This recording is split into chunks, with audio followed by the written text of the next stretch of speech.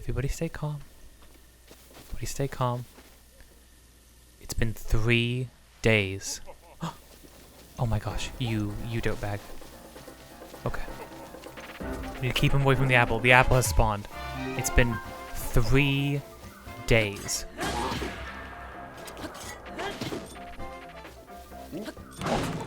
Oh my gosh. You scumbag. You absolute scumbag bastard, man. Scummy bastard doo-doo head. I will kill you. I will kill you. Do you understand me? I will kill you. I will not even think twice about it. I will kill you. Looking pretty as heck. That's what I thought. Get the heck out of here. Okay.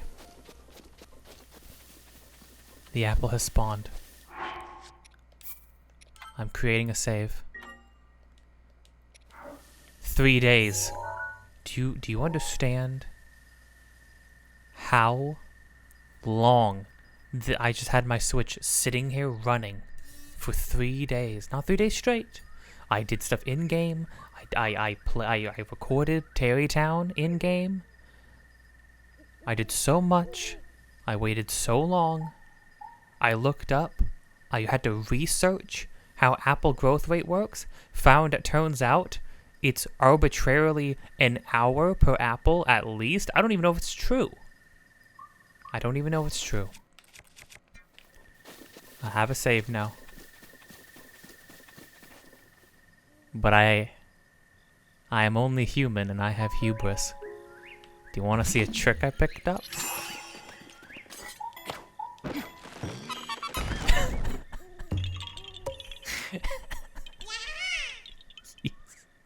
You.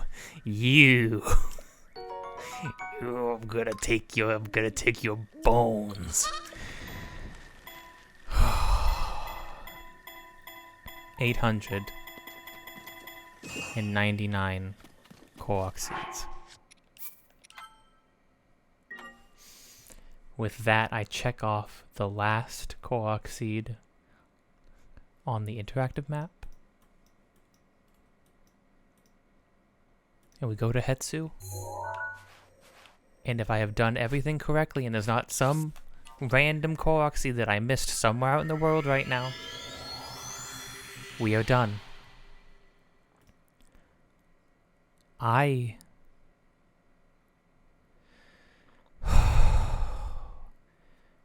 have been brooding on and off for 3 days, waiting for that apple to respawn.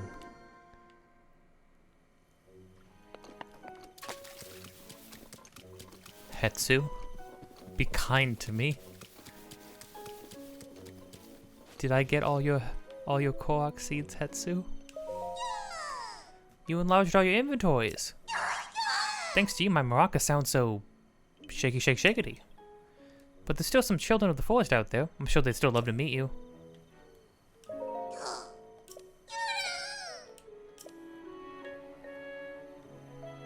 No.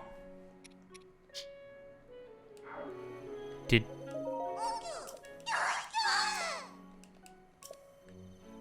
It is... Wait. So I am missing exactly one? Somewhere in this whole map? There's a Korok seed, Hetsu? You've got to be kidding me.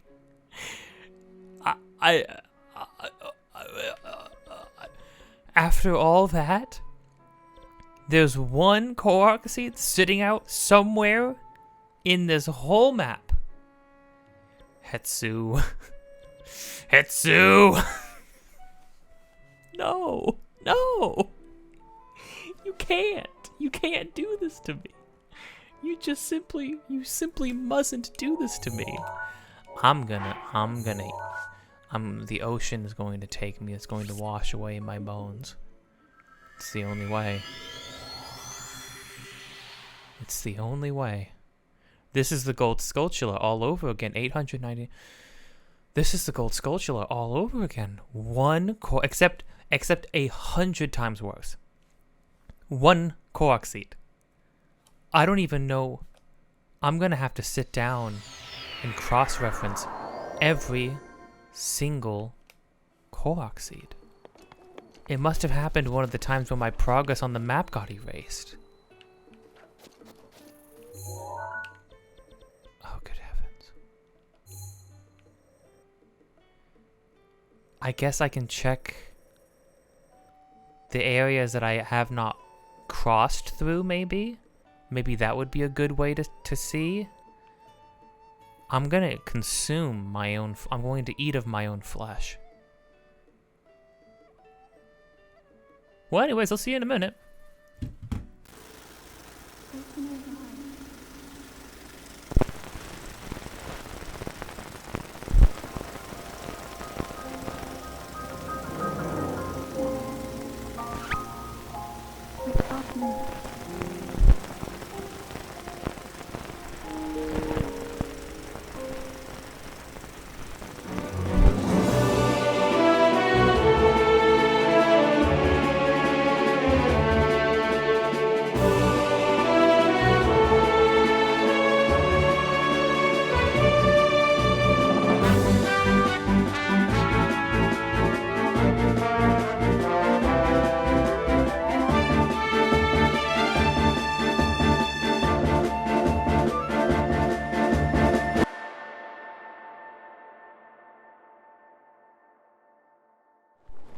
Okay, I found it. I turned on Hero's Path. I cross-referenced it with the interactive map. I turned the Korok seeds that I had checked off back on to see what I was missing. Wait a minute. I ran back up on the Hero's Path. This is where you play golf. Oh my gosh. Is the golf hole... Is getting a rock into the golf hole actually a Korok seed? Itself? That would be so mean, though. Because it's a mini-game. Or maybe it's fairy lights on top of the flag?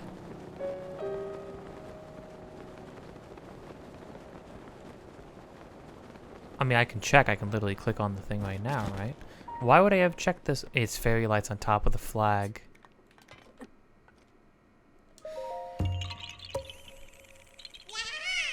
You found me.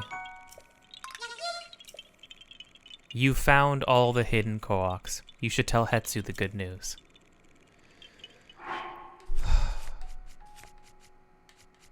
That's it.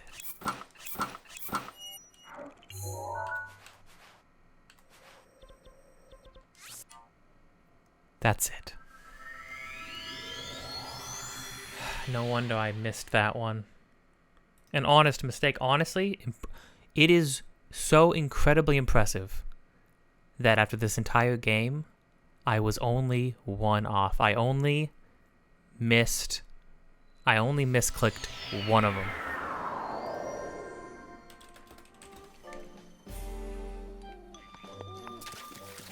Hetsu. Hetsu, I got him all, buddy. It's all over, pal. Hey, guess what? All the forest children returned to the Korok Forest. I'm glad. You must have had an army of people searching for them, huh? Nope, just me. No way. Nice.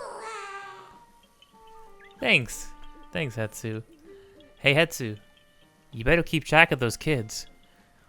Because in the next game, I'm not doing this again, okay? You understand me? You've maxed all your stashes, so let me give you this. Hetsu's gift. A gift of friendship given to you by Hetsu. It smells pretty bad. Yeah, I mean, like, you know, I just kind of cut my hands and Hetsu just took a freaking Cleveland steamer in it, I guess. I just... like, I don't know. Like, Nintendo hates you for this one. So... do you like it? I hope you'll still visit me. You can watch me dance whenever you want. Shalaka. Yeah, I'll come visit you, Hetsu. I'll come visit all of you. Are there more? I would love if the game slowed down to like 1 frame a second, because it rendered 900 Korok seeds around the forest. Oh dear. Oh dear, oh dear. Well, that's all she wrote. Now there's truly only one more thing to do. I've considered doing the side quests. There's a lot of those ones though. A lot of them are literally just talking to people and giving them a thing. So I think it's time to go. In the wide words of Hudson, don't we have something important to do? No more tarrying.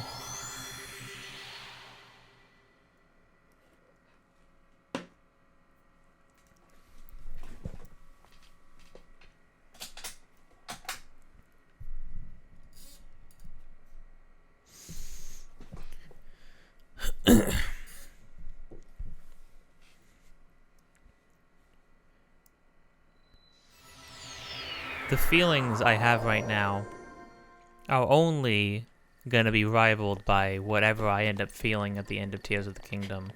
Because that game, good or bad or mediocre or otherwise, that's going to mark a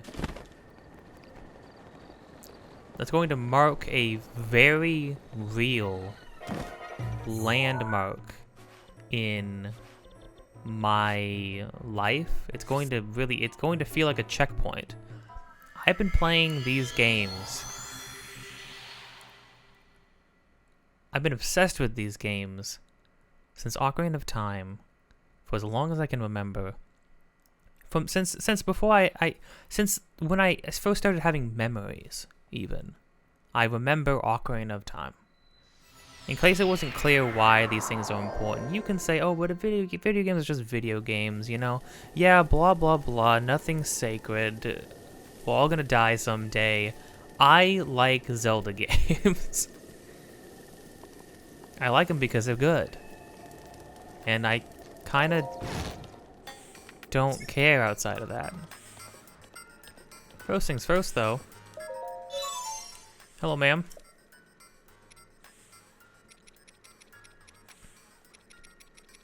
I mean, when else are we ever going to get any of this stuff, right? Okay. We need to drop... Oh, well, this is easy. Drop that for sure. And then we need to drop 3 weapons. What's not going to be useful? Elemental weapons are not going to be useful for this final stint. Stint? Right? I think that's a word, right? That's a correct word? Correct use of the word? I don't know. But yeah, these things are not going to be particularly useful anymore. There you go, Robbie. Do I need a... Oh, I never took a picture of the Thunder Spear? Sure. How about any of the other things? I never took a picture of a Boko shield? No way. Hello, Bobby.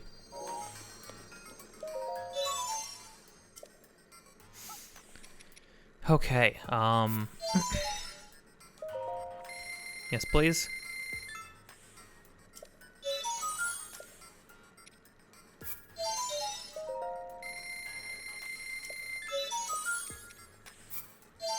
Ancient blade saw. Absolutely, please and thank you.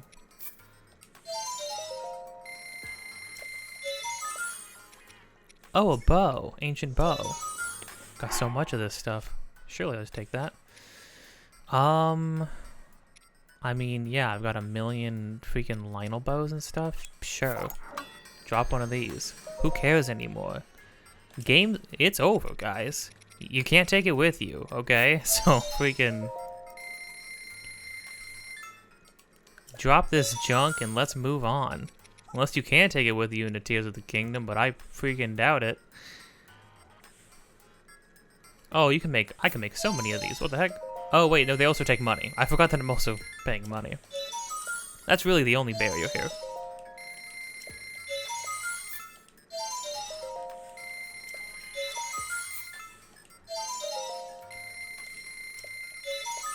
Come on. Oh, whoops.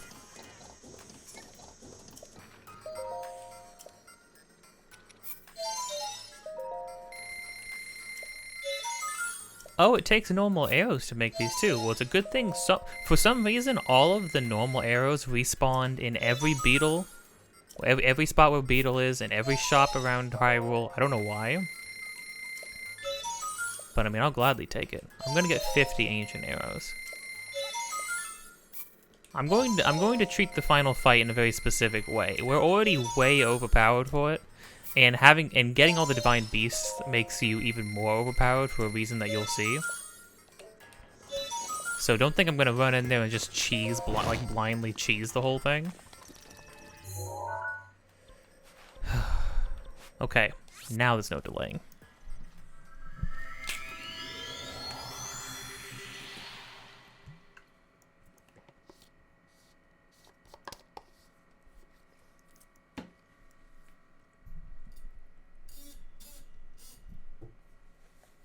Zero spirit orbs, 900 Korok seeds, 120 shrines. No items, final destination. Fox McCloud.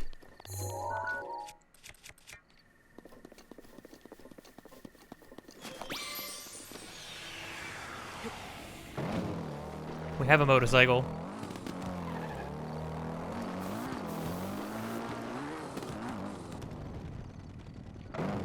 Let's go.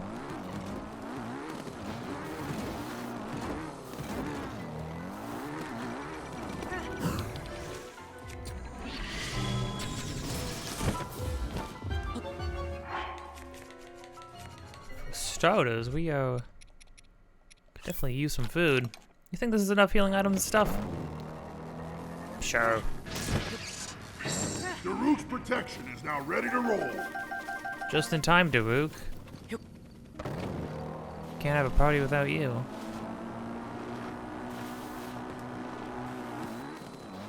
Okay, come on. Oh. Oh, crap. Oh, no. I forgot. Okay. I forgot that the motorcycle does not like that. You know, I found out, I was watching some videos and I saw a couple people mention, like Zelda and a couple other guys mention,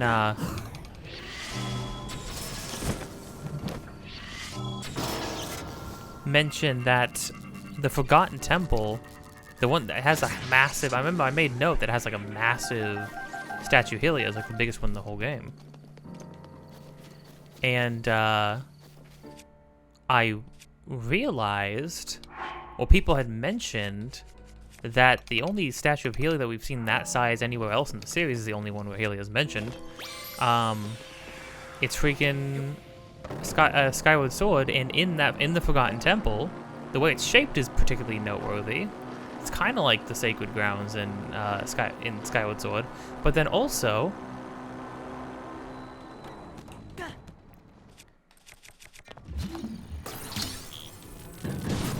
oh, I took myself out. Link bashes his own skull in at the end of the game.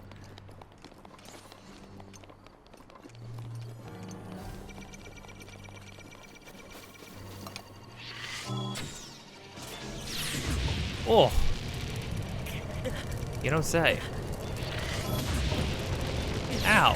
Hey, everybody chill out. Hey, wait, no, this was supposed to be my big triumphant moment.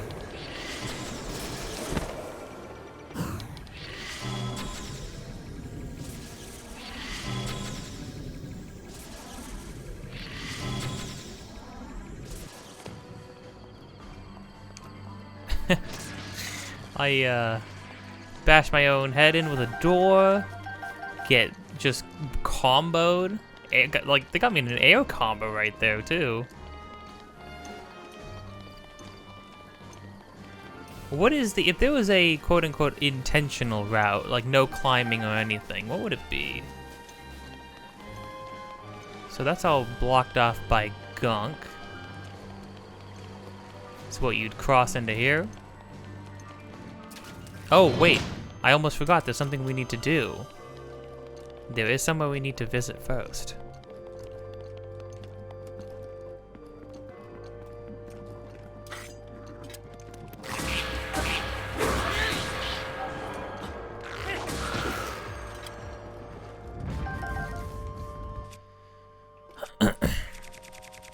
does this shield look? 70? It's pretty cool.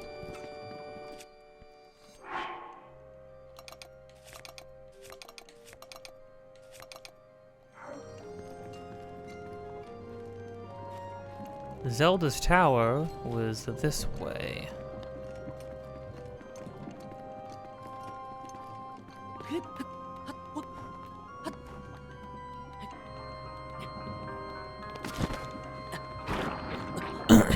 I can't just run through that?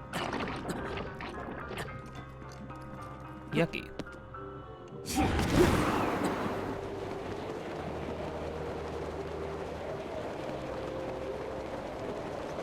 Wait for it to go, wait for it to dip. Hold on, everybody. There we go. Ah, there we go.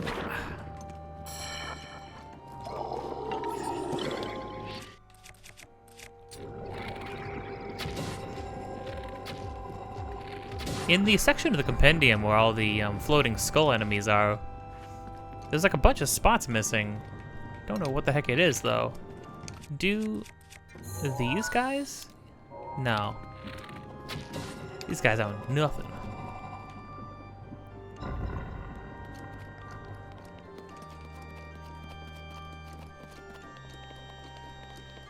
Okay.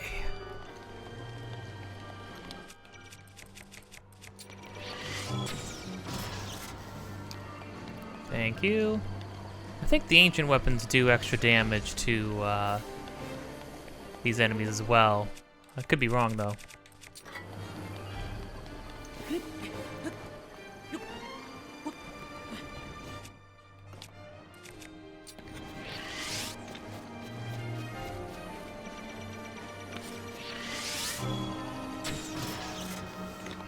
Thank you.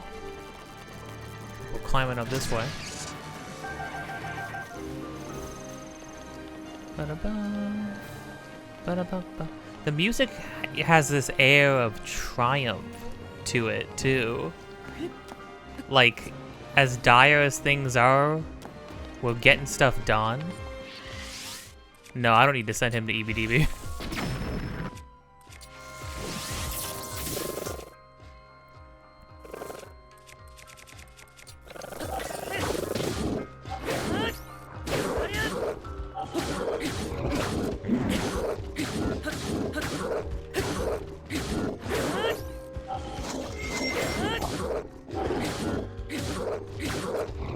Dang, these guys have a lot of damage. I mean, a lot of damage, a lot of health. Criminy. Okay. Hey, look at that. I mean, I will gladly replace the main bow I've been using ad nauseum with a fancy, cool new bow.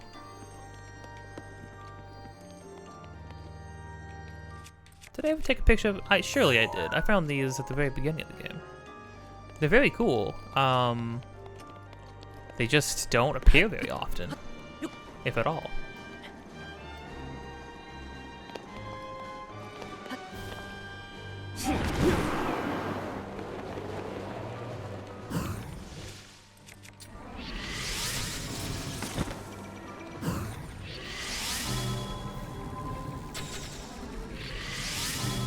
Oh, this thing shoots straight. Oh, I understand. Ancient bow goes kind of hard. Okay. The last diary. Zelda's research notes, huh? Is that all this is? Today I met with Impa of the Sheikah tribe and began my research into ancient technology in earnest.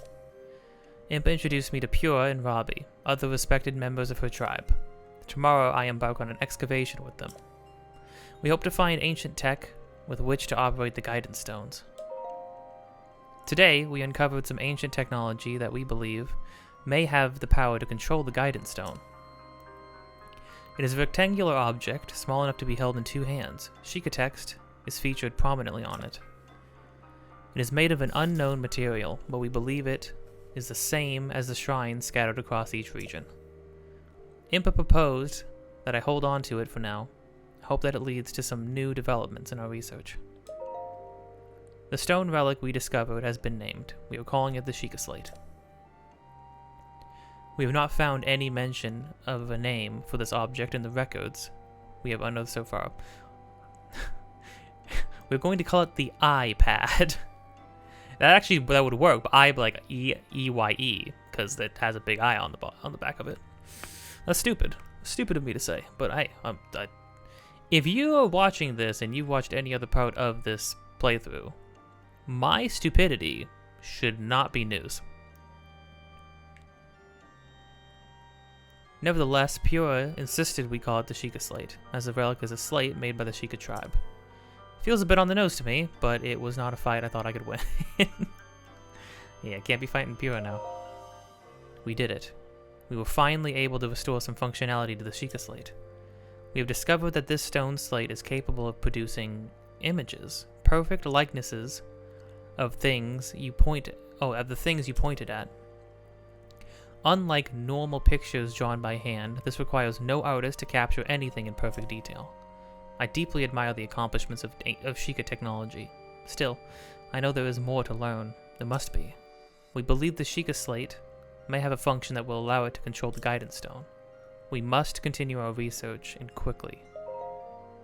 We have started training the champions who will pilot the Divine Beasts. It may sound rude that I found this unexpected, but Mifa mastered the controls with surprising ease. Daruk struggled at first, but eventually got the hang of it. Urbosa and Rivali both managed just fine as well. I can finally see the light of hope in our fight against the rising calamity. Robbie has restored mobility to many of the Guardians we've excavated, but we have still yet to find all of the Guardians. Records mention a greater number of them, and even other types. They are said to be stored in 5 giant columns that rest beneath Hyrule Castle. The thing is, no matter how I search beneath the castle, I can't seem to locate these columns. They must be buried deep. Oh, are these the columns that are like surrounding the castle? They must be, right? Were they perhaps designed to sense the appearance of Calamity Ganon and to only activate upon his return? Oh, that's why there were so many more of them.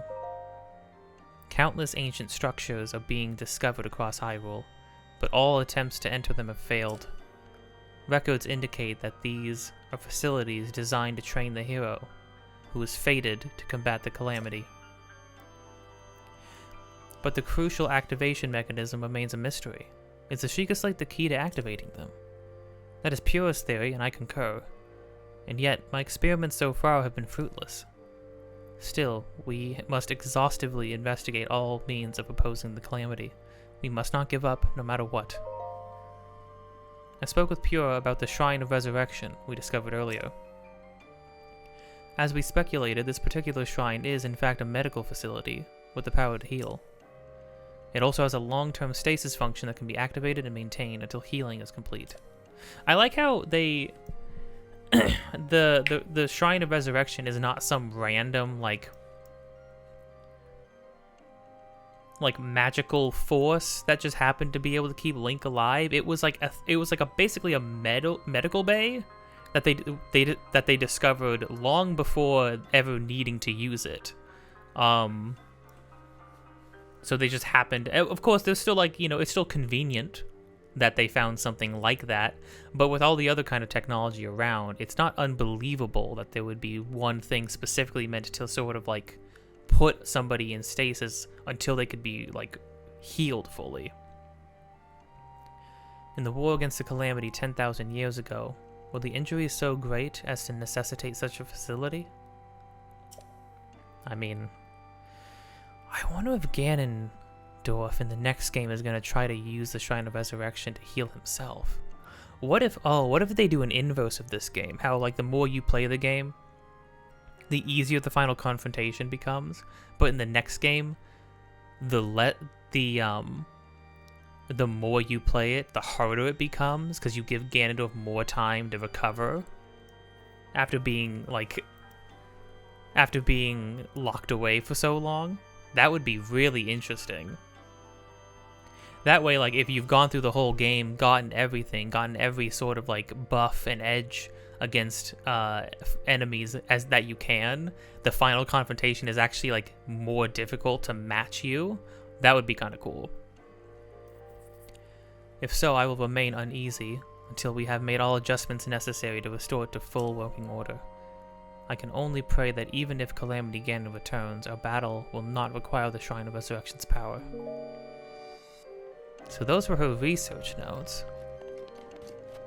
But where is her diary? I was wrong. I assumed... Oh, this is Princess Zelda's study. Princess Zelda's room is across from this? Directly across?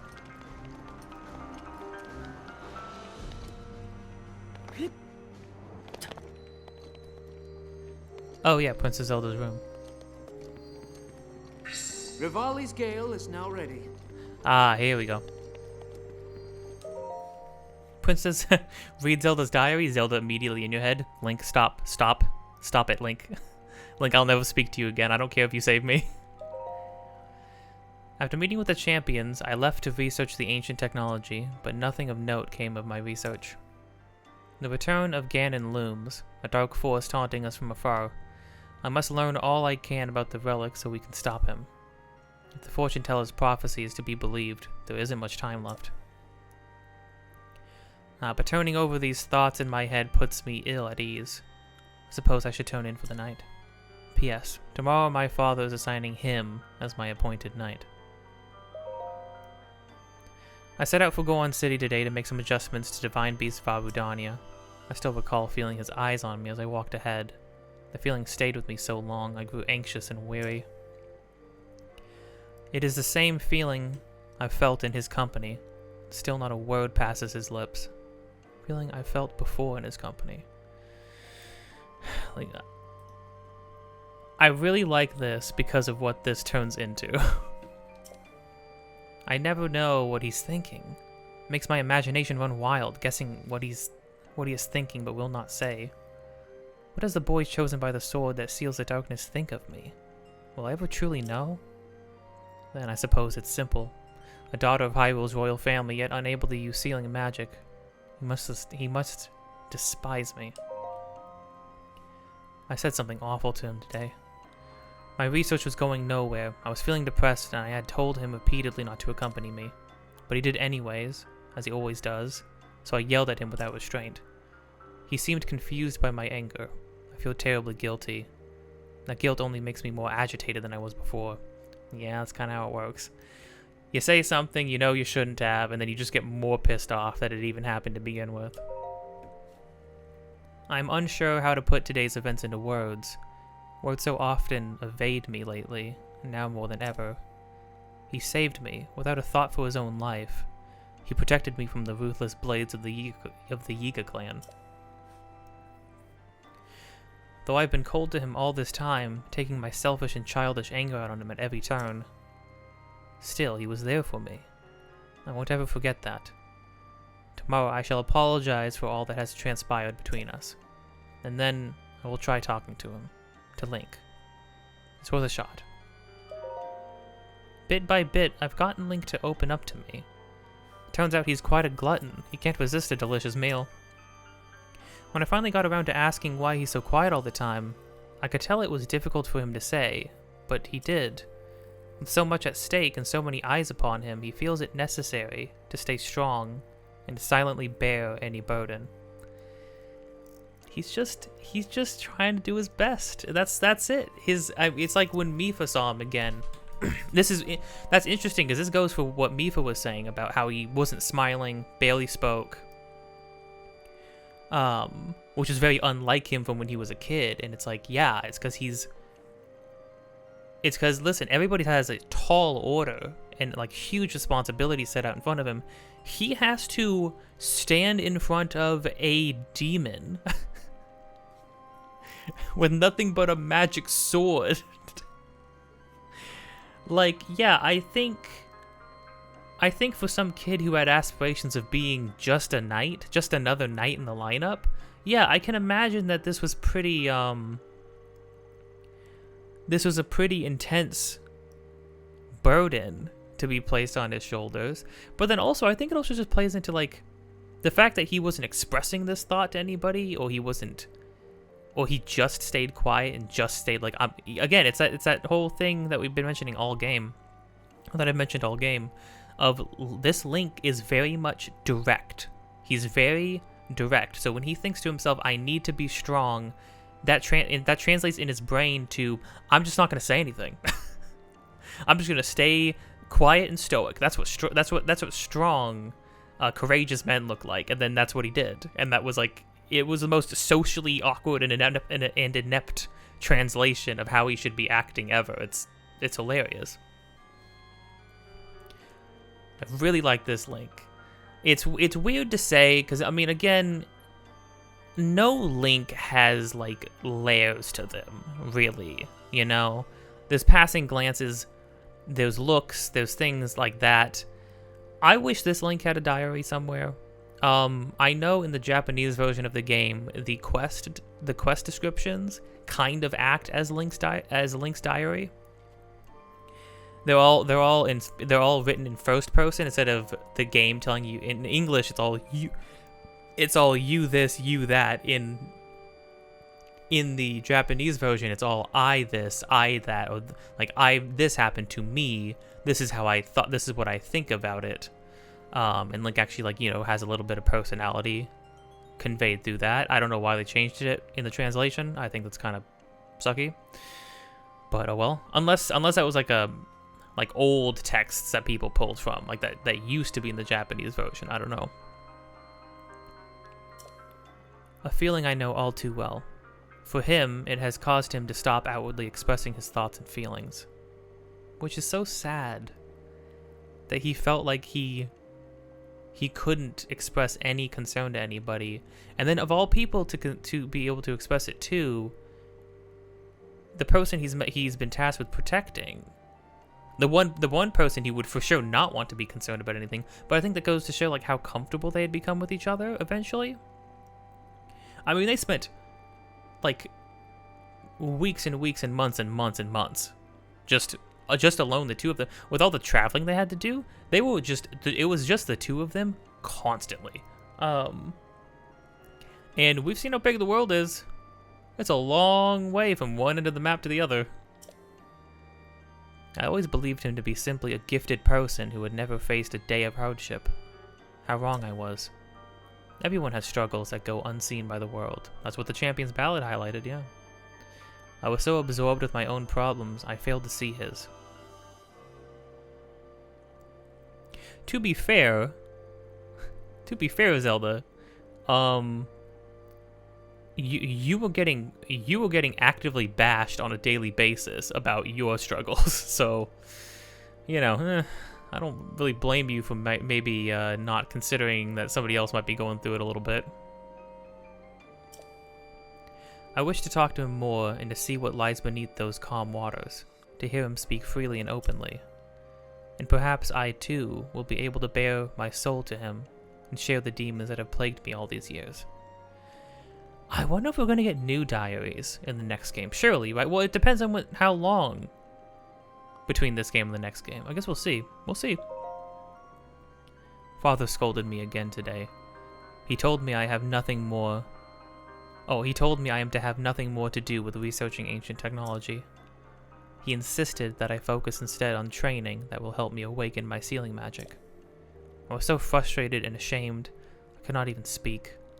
I've been training since I was a child, and yet... Mother has passed the year. Oh, the mother passed the year before my training was to begin.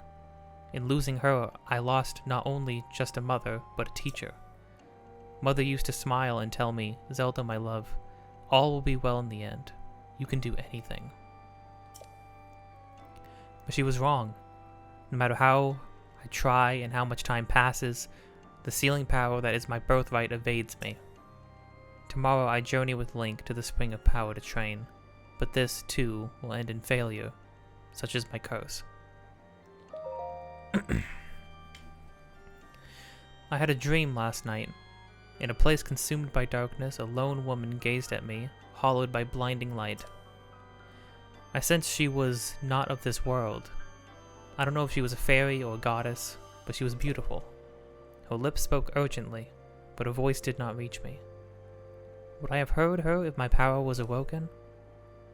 Or was my dream simply a manifestation of my fears? I'm sure I will know the answer soon, whether I wish to or not.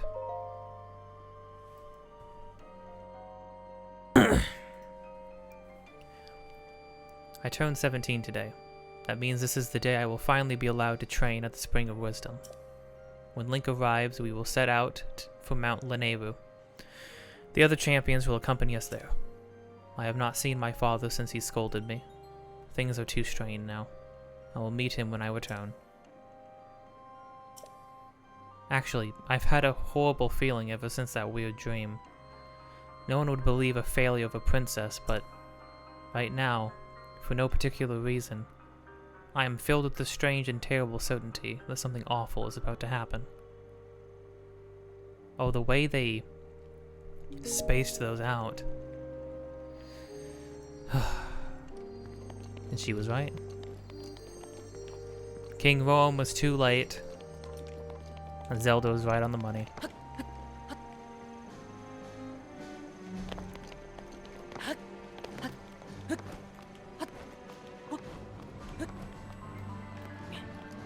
And that's all she wrote. Literally, that's all she wrote.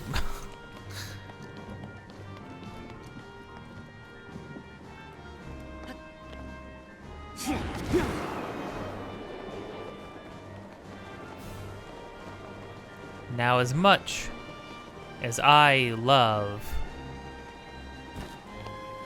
that we have a tunic now, I think it's only fitting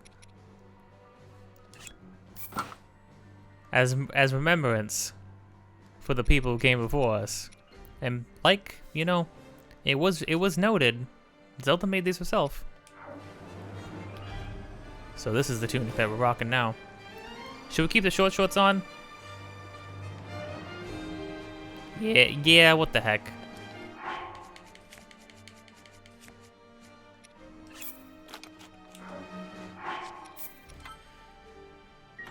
Okay. With only a little bit of my green tea boba in one hand, the controller in the other, and a full bladder. Time to beat the game, I guess.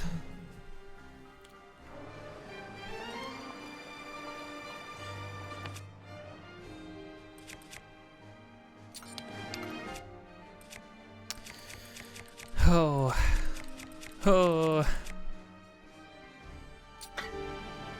This feels weird. What if we just didn't? What if we just didn't beat the game?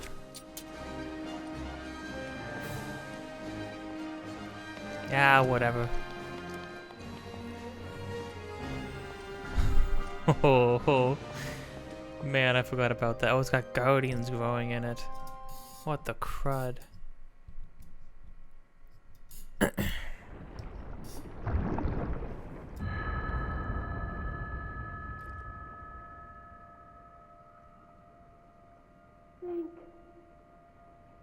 Link. Princess? Link. I'm sorry, but my power isn't strong enough. I can't hold it.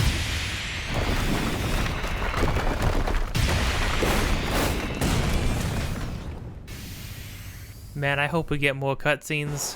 Like 3 times as many cutscenes in the next game. Zelda cutscenes always go hard.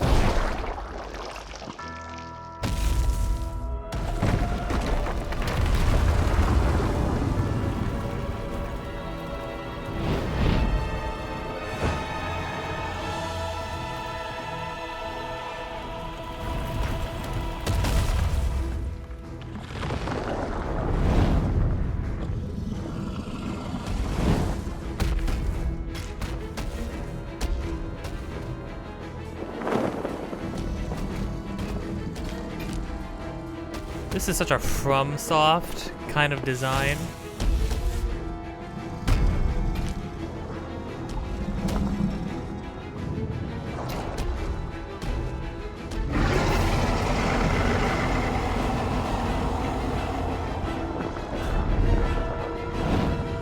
other weapons too.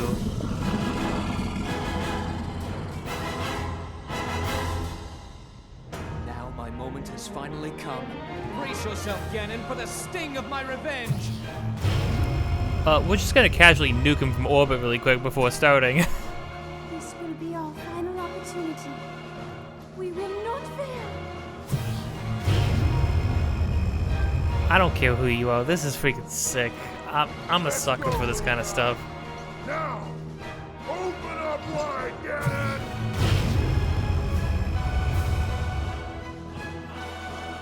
100 years in the making. Hold on, princess. Our moment has arrived.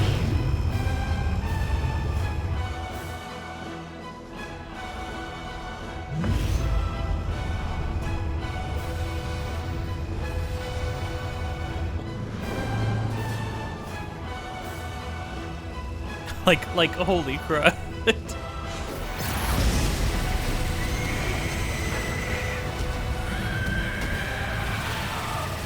And it literally cuts his HP in half. Which makes this, like, incredibly trivial. But gosh, it's so worth it. Just to get to nuke Ganon from orbit. Yeah, let's dance, asshole.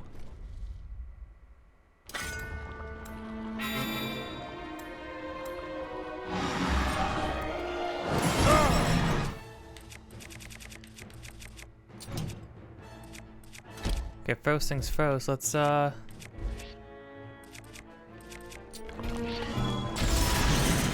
gotta use it.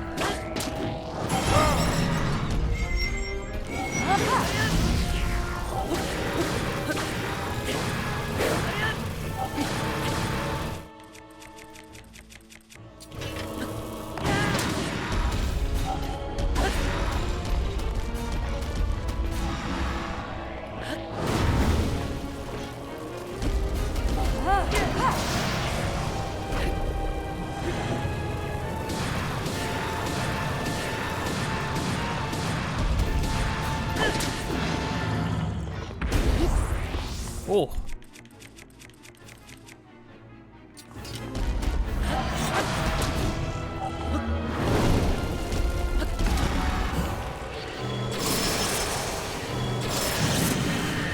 I mean, it's so easy.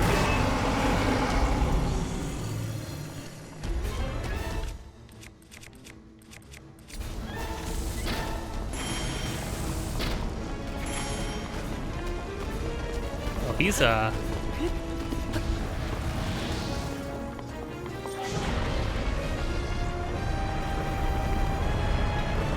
What is it? What is that? Is that a sun? Whoa!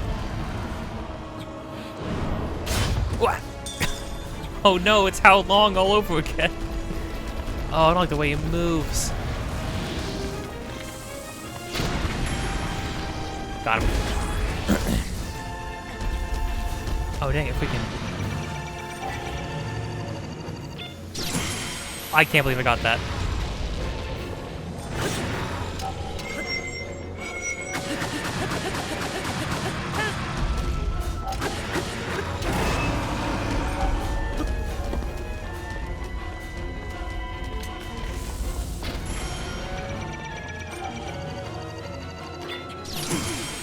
Oh. Urbosa's fury is ready.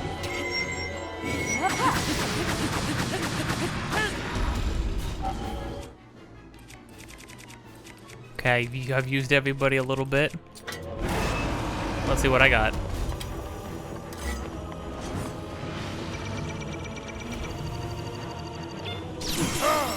Oh, thanks, Daruk. I messed that up.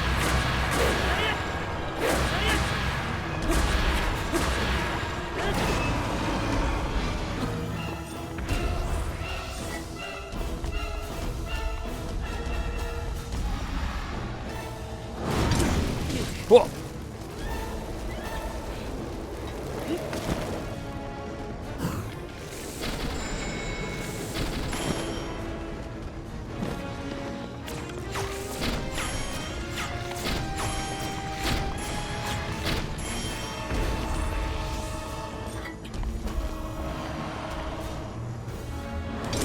Oh.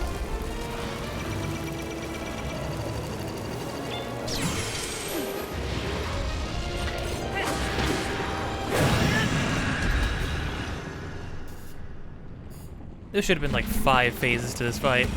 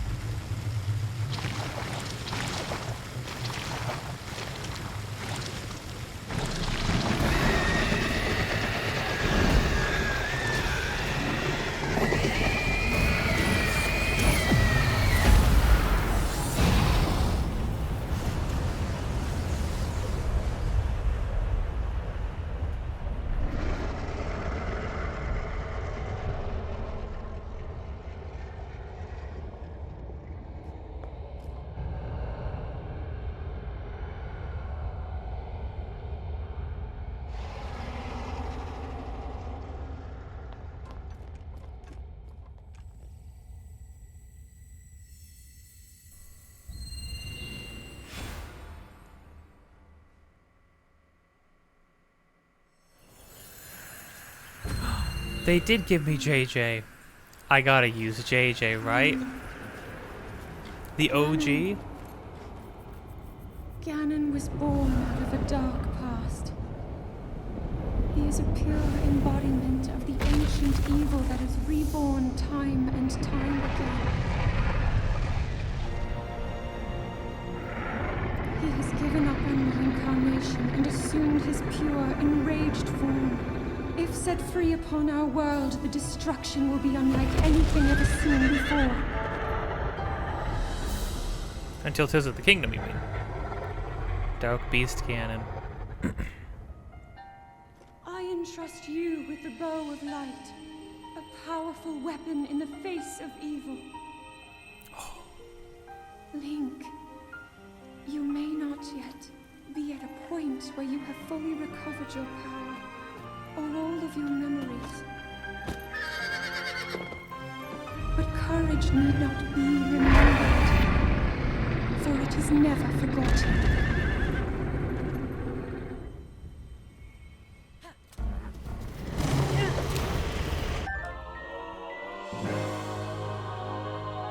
A 100. Ooh. Princess Zelda gave you this bow and arrow for the battle with Dark Beast Ganon. When wielded by the hero, it fires arrows of pure light strong enough to oppose the calamity. I mean, yeah, this phase is like the free. This is like for the fun of it phase, you know? It's playing the main theme of the game. Ganon's body is called malice. None of your attacks will get through as he now is. I will hold the malice back as much as I can, but my power is waning. Attack any glowing points that you see. May you be victorious.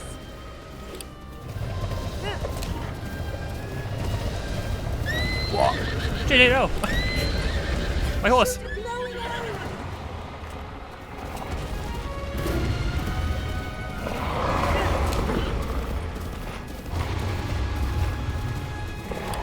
Oh, you put that on the wrong side, Zelda. I'm sorry. I can't hold it. It's okay. It's my bad.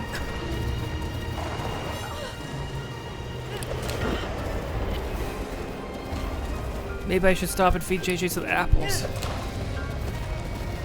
JJ didn't have a lot of health. He never has. Oh wait, no. The armor freaking buffs everything it's got, right? Prepare yourself, Link. I got you. Just give me the cue. Aim for a glowing area.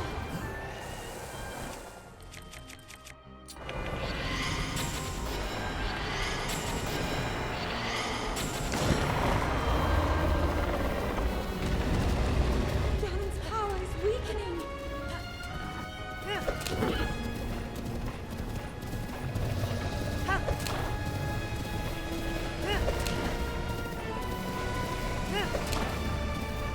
I mean, like, this is the most like Shadow of the Colossus-esque moment. And they play the main theme from all the trailers. I mean, come on, it's cool. I don't care who you are.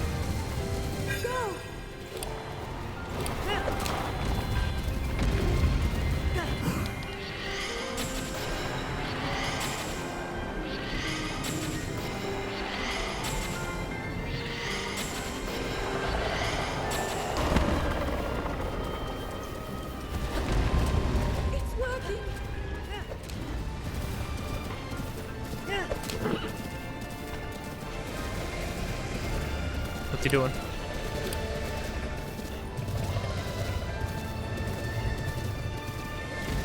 He seems unhappy. He's upset.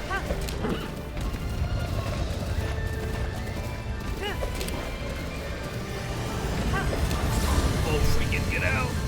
Get out! Where? Where is that?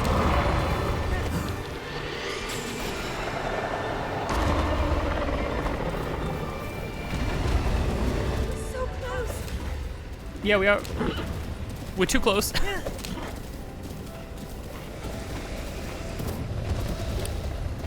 Link!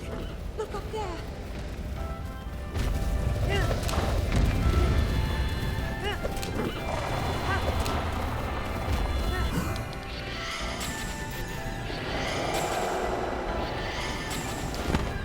That's the very core of Ganon's being.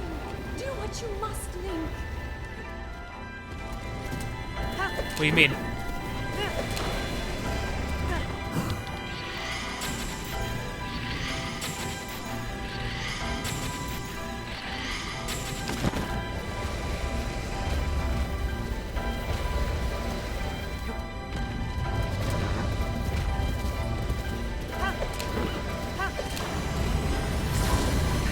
The roof's protection is now ready to roll.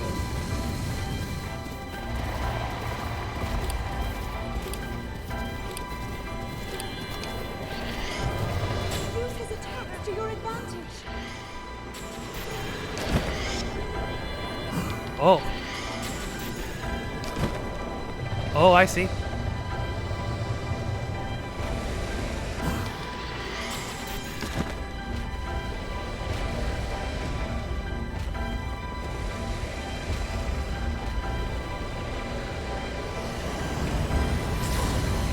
Hold on.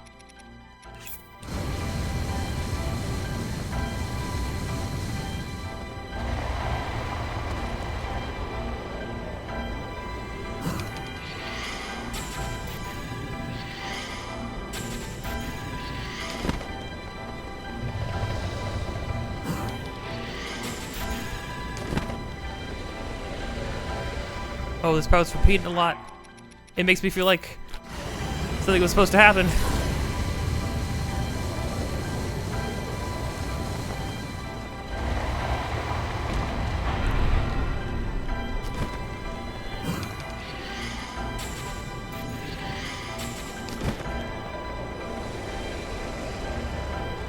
Am I misunderstanding?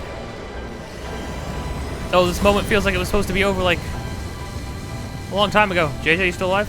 Use the updraft, Link. I'm using it.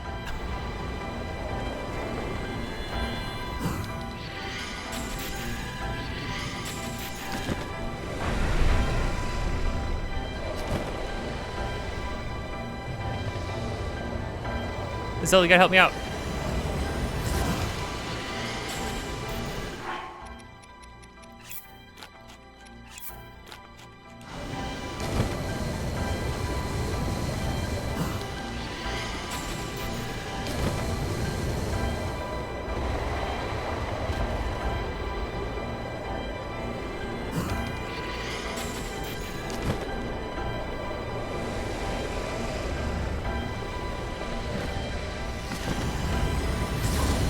Very confused.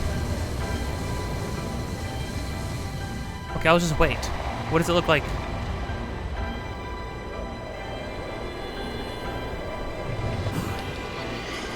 Oh! Oh, you gotta like, oh, I see. Okay, I think I understand. I think I understand. I saw a peek in there, so it's gotta peek, more? Don't kill my horse. Oh my gosh, I can see JJ down there. JJ, it's okay. Live. Shoot from on high. Trying.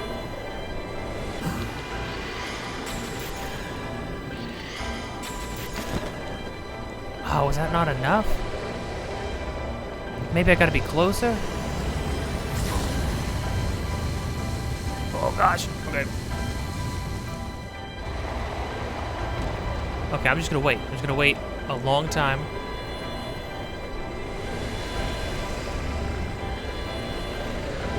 Now, lady. Oh! I understand!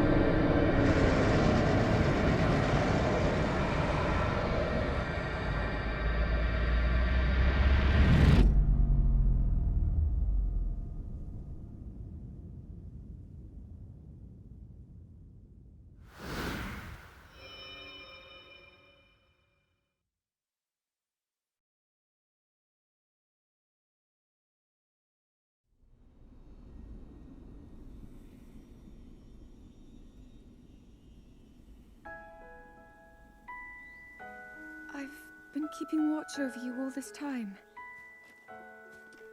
I've witnessed your struggles to return to us, as well as your trials in battle. I always thought, no, I always believed that you would find a way to defeat Ganon. I never lost faith in you over these many years. Thank you, Link. The hero of Hyrule. May I ask, do you really remember me?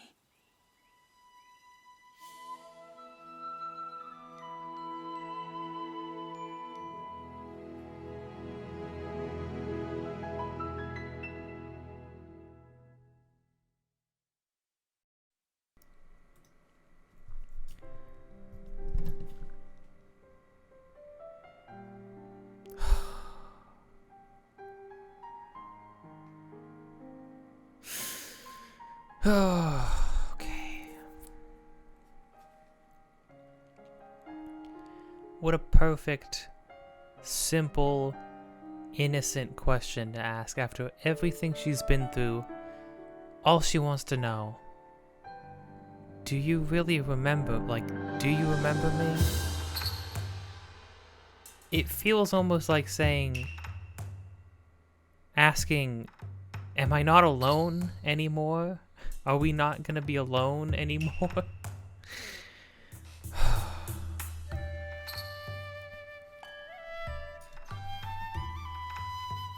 Two people burdened by fate, just trying to piece together a world that's been broken for a long time. This game's awesome. Oh man, I don't know. I feel like every single time we finish one of these games except Skyward Sword, I sit here and I ask myself, okay, is this one the best one? Is this one my favorite? I don't think this is the best one. Objectively speaking, this game has many problems.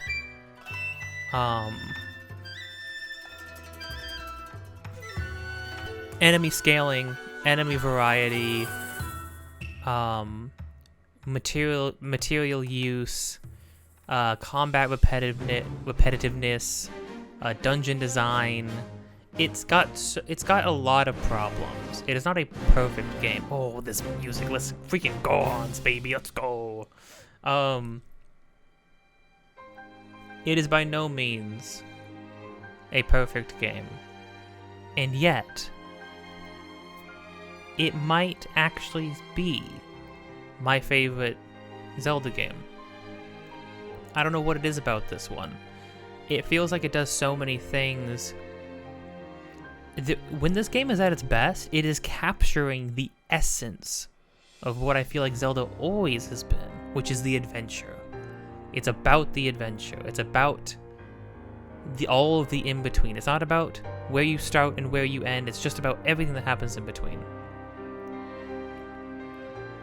Even when it all starts to kind of bleed together a bit. Now here's the thing, I played this game a very specific way here, right?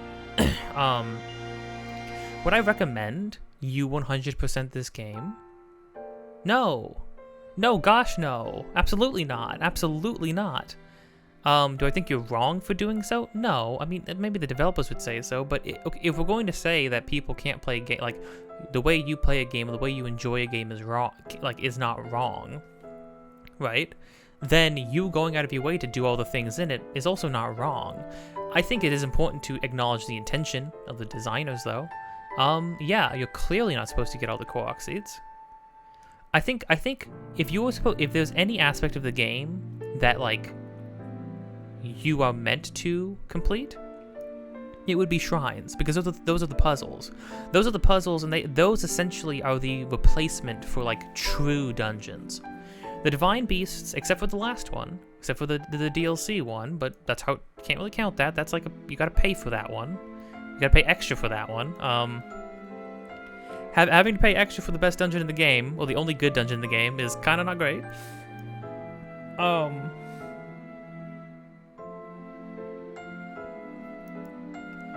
But the shrines are essentially the replacement for dungeons. Do they make up for it? No, because while I think the vibe is good, it's a vibe that's repeated 120 times. You know? So, I think they're good. I think they're fun. They range from meh to pretty good, for the most part. I don't think many of the shrines feel like, I don't think many of them are going to stick out in your mind. They're all designed in a very light, a very general kind of way.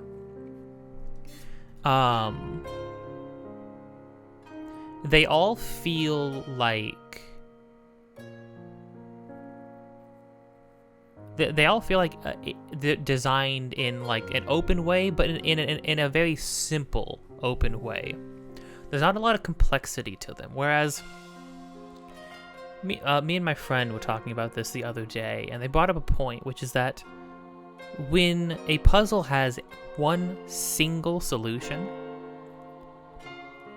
there is immense satisfaction from figuring out the solution, because you know that there was only one, and you nailed it right on the head. So you know when you've completed it. I like this theme so much. I really like the Rito stuff. It feels so much less fleshed out than everything else.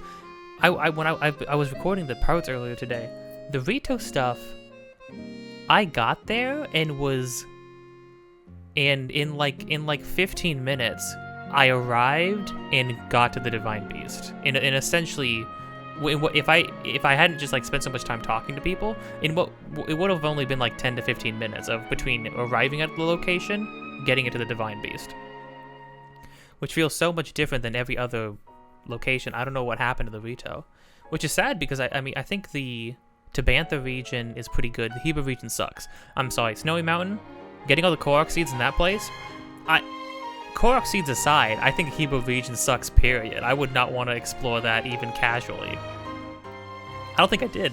I don't even think I did that much when I played the first time.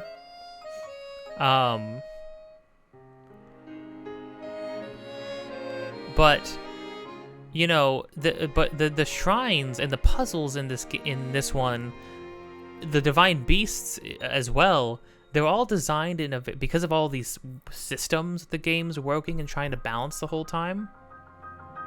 Ooh.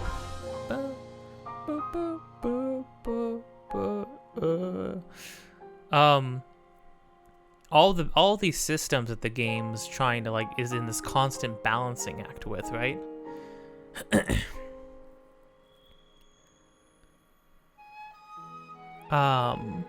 Lead to a lot of moments where you do something, you complete a shrine puzzle, you make it somewhere on a divine beast, and you don't get the satisfaction that you get when you find the one single solution, because it kind of feels like, a lot of the time, you janked your way through it.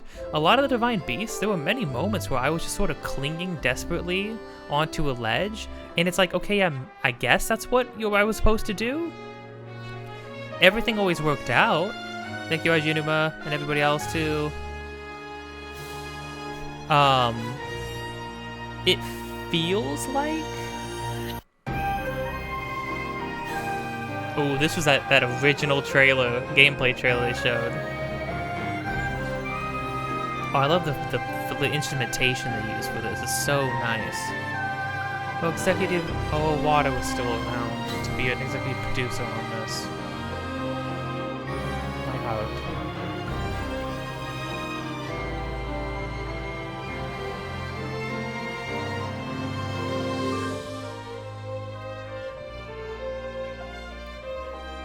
Let's let this ride out for a moment.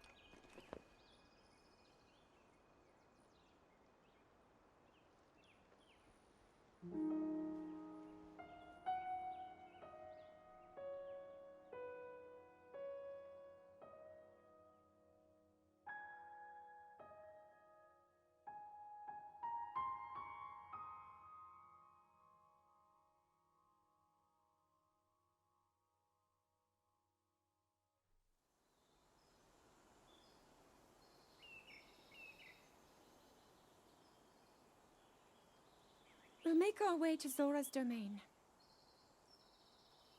Divine Beast Varuta. Looks like it's stopped working. Let's investigate the situation. Miva's father. I believe he would like to hear more about her. The least we can do is visit him and offer him some closure. Although Ganon is gone for now, there is still so much more for us to do, and so many painful memories that we must bear. I believe in my heart that if all of us work together, we can restore Hyrule to its former glory.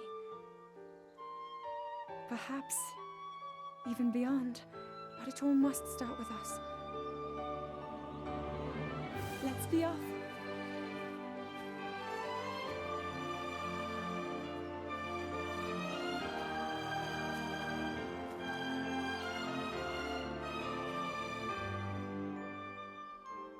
I can no longer hear the voice inside the sword. I suppose suppose it would make sense if my power had dwindled over the past 100 years.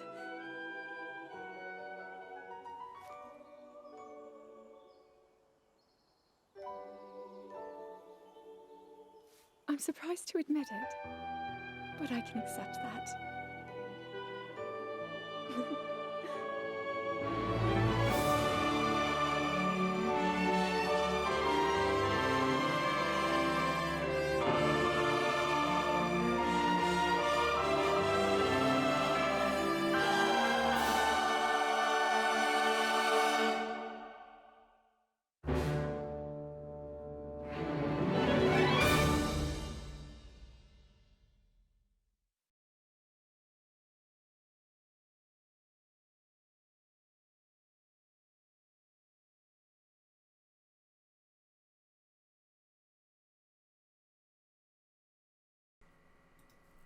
Oh, jeez.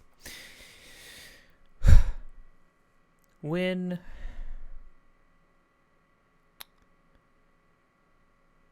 it's showing the end there and it's showing the spirits watching Zelda and Link walk away, and Zelda and Link turn around and smile and look back, and they're gone.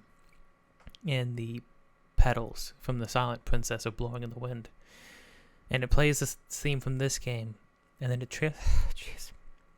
transitions directly into the classic theme.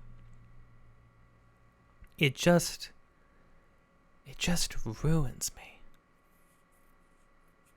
This title screen is not as cool as every other Zelda game's title screens. Except Skyward Sword. Skyward Sword's kind of lame too. Bring back some crazy, awesome title screens. Come on, Nintendo. Let's get to a spot with some nice music. We're going to Tarrytown. Because Hudson said we didn't have the luxury of getting to tarrying around. But now we do, because the day is saved. Yeah, that last little chime, the last couple of notes on the piano. So the piano's all you got from pretty much the whole game. So just hearing it transition directly into the classic theme just ruined me the first time. It's ruining me. I can barely talk right now. Oh my gosh.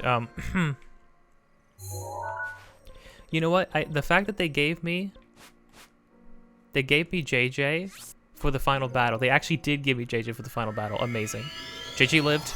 JJ did not get laser beamed. I don't know how. I saw JJ standing there 2 feet from a laser beam like 5 times in a row.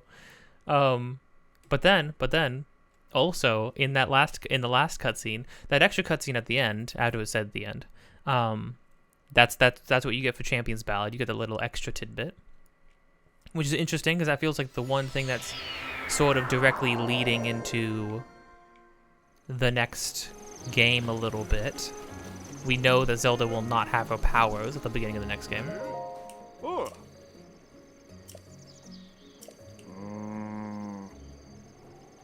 No, not anymore. I see. In that case, stay as long as you like, okay? Thank Hudson. Got a little working fountain here. How does that work? Oh, it pulls it up from the bottom and spits it back out on top. Okay. Never mind. That's some very simple fountain work. So...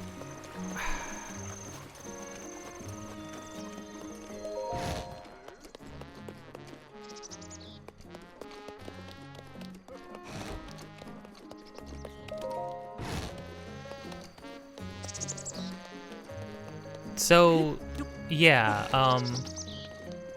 that little extra scene at the end is really nice. Getting to see Zelda smile, which she rarely does in like a majority of the cutscenes, is nice.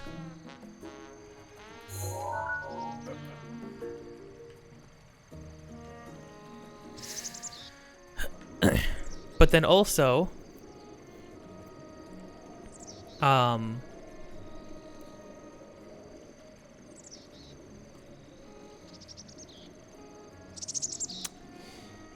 what she says, I think, is, you know, kind of wraps it all up. It wraps it all together. She had such a pressure on her, and this is sort of, you know, like many of the games, there is always this like generational pressure placed on these characters because of the nature of these games, which is this cycle that they're all stuck in, that they can't escape from. Even, you know, when you think about it, even Ganondorf is a victim of this cycle.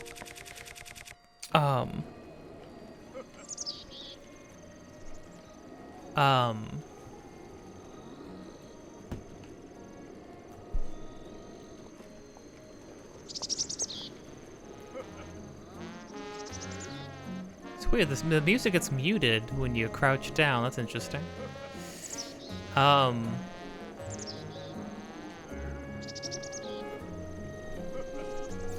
So they're all a victim of this cycle, so her being able to say, you know, I haven't heard the voice inside the sword since I got back, since we defeated Ganon. And then she says, admittedly, it's weird to admit this. I'm alright with that. I'm alright with that. Like, she gets to say, like, I am okay. For these powers that she struggled so long to get, that she only got at the very last moment. That she had to watch her friends and family die as she tried to get them. At the end of it all, she finally got them. Ganon is sealed, and then they're gone. They're gone just like that. She's like, you know what? Good. I'm done with them anyways.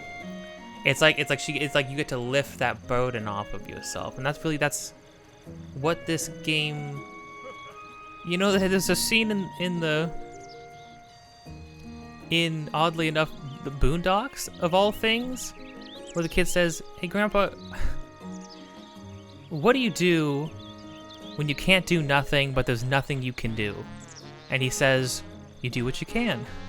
And it seems silly, and it seems like, but how does that work? I already said that there's nothing I can do. But ultimately, that is what you do in life. You look at the hand you're dealt, and you do what you can. There are so many people in this game, in this world, that should have gotten a happily ever after. But it didn't work. It didn't happen. Link and Zelda are two of the last remaining remnants of a forgotten, destroyed, long past time. Not even long past. I mean, a century is not that long, but long in context of where the world's set right now. They are the last remaining remnants of a forgotten time, of an almost forgotten time. Next to like the people of Kakariko and Impa and Pura and Robbie. Because of that,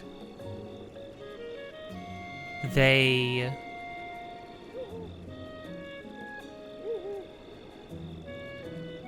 this feeling, there's this sense of like of extreme melancholy from that realization, and you can imagine the melancholy that you would feel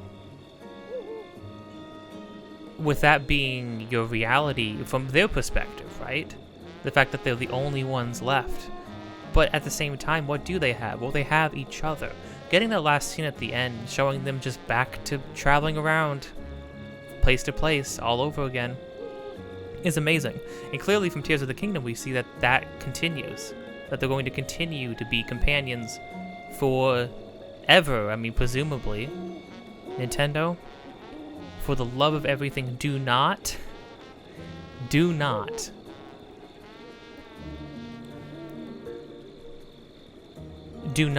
take away that. Don't take that away from them. Please. Please. By the end of that game, let them just be together and happy in whatever capacity. I'm not talking romance, I'm not talking romantic subplots or anything like that. Just let them be alive and happy together. Let them go travel the world together.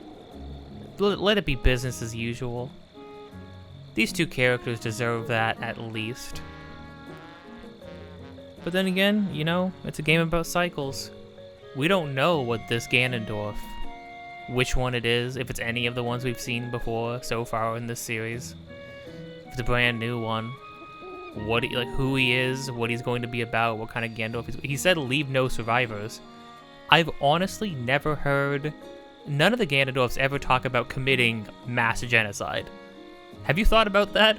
I mean, what they do achieve is genocide, but not... We never hear any of them explicitly mention, yeah, and by the way, also, make sure to kill every living person.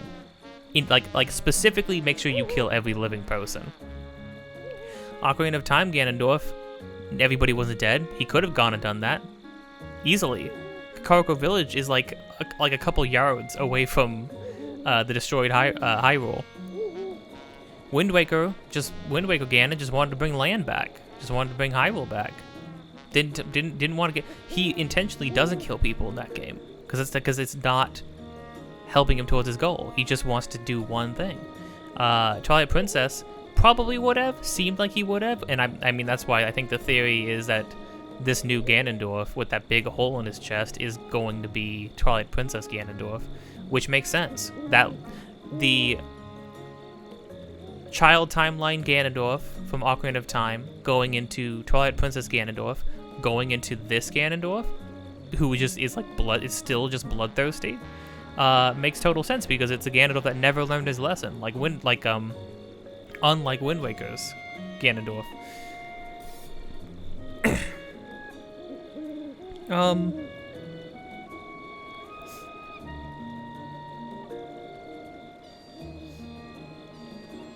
This game.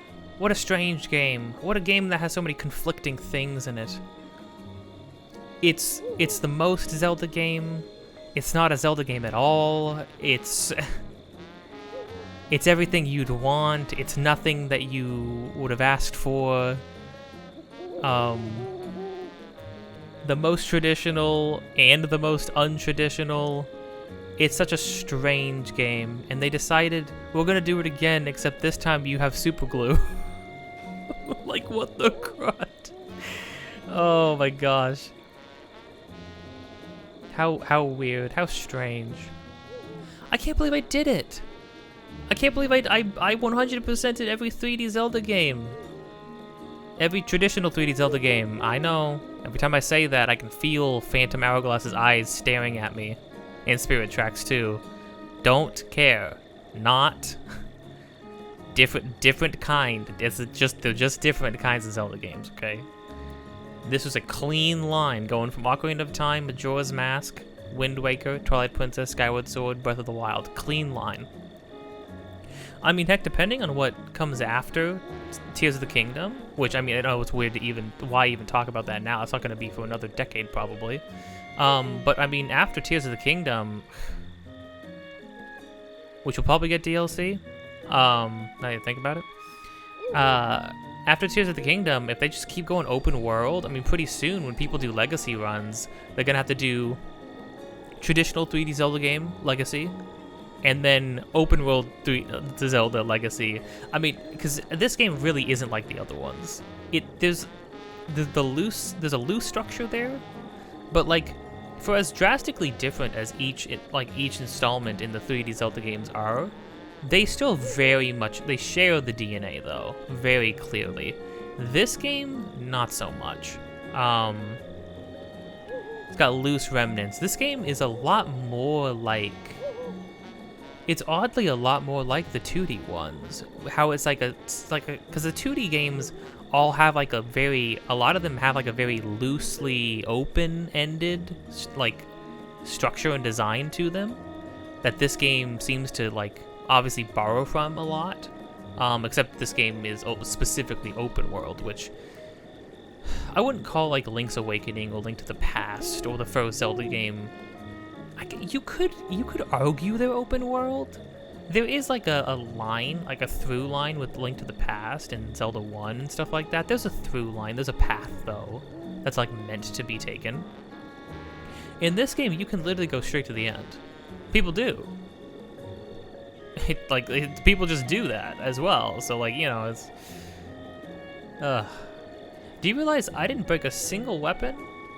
I was like using all of the champion weapons in that last fight, thinking to myself like, oh yeah, and then I'll use them all up in like 10 hits or so, right? Because weapons have no durability. Didn't break at all. I was swapping between one and the other. I wailed on it with Daruk's club. Held strong. Also, do you see? Here's the thing. Oh, we do need to talk about that last fight. I'm having this also be the closing thoughts video because of the fact that this part would be like barely like 50 minutes otherwise, you know?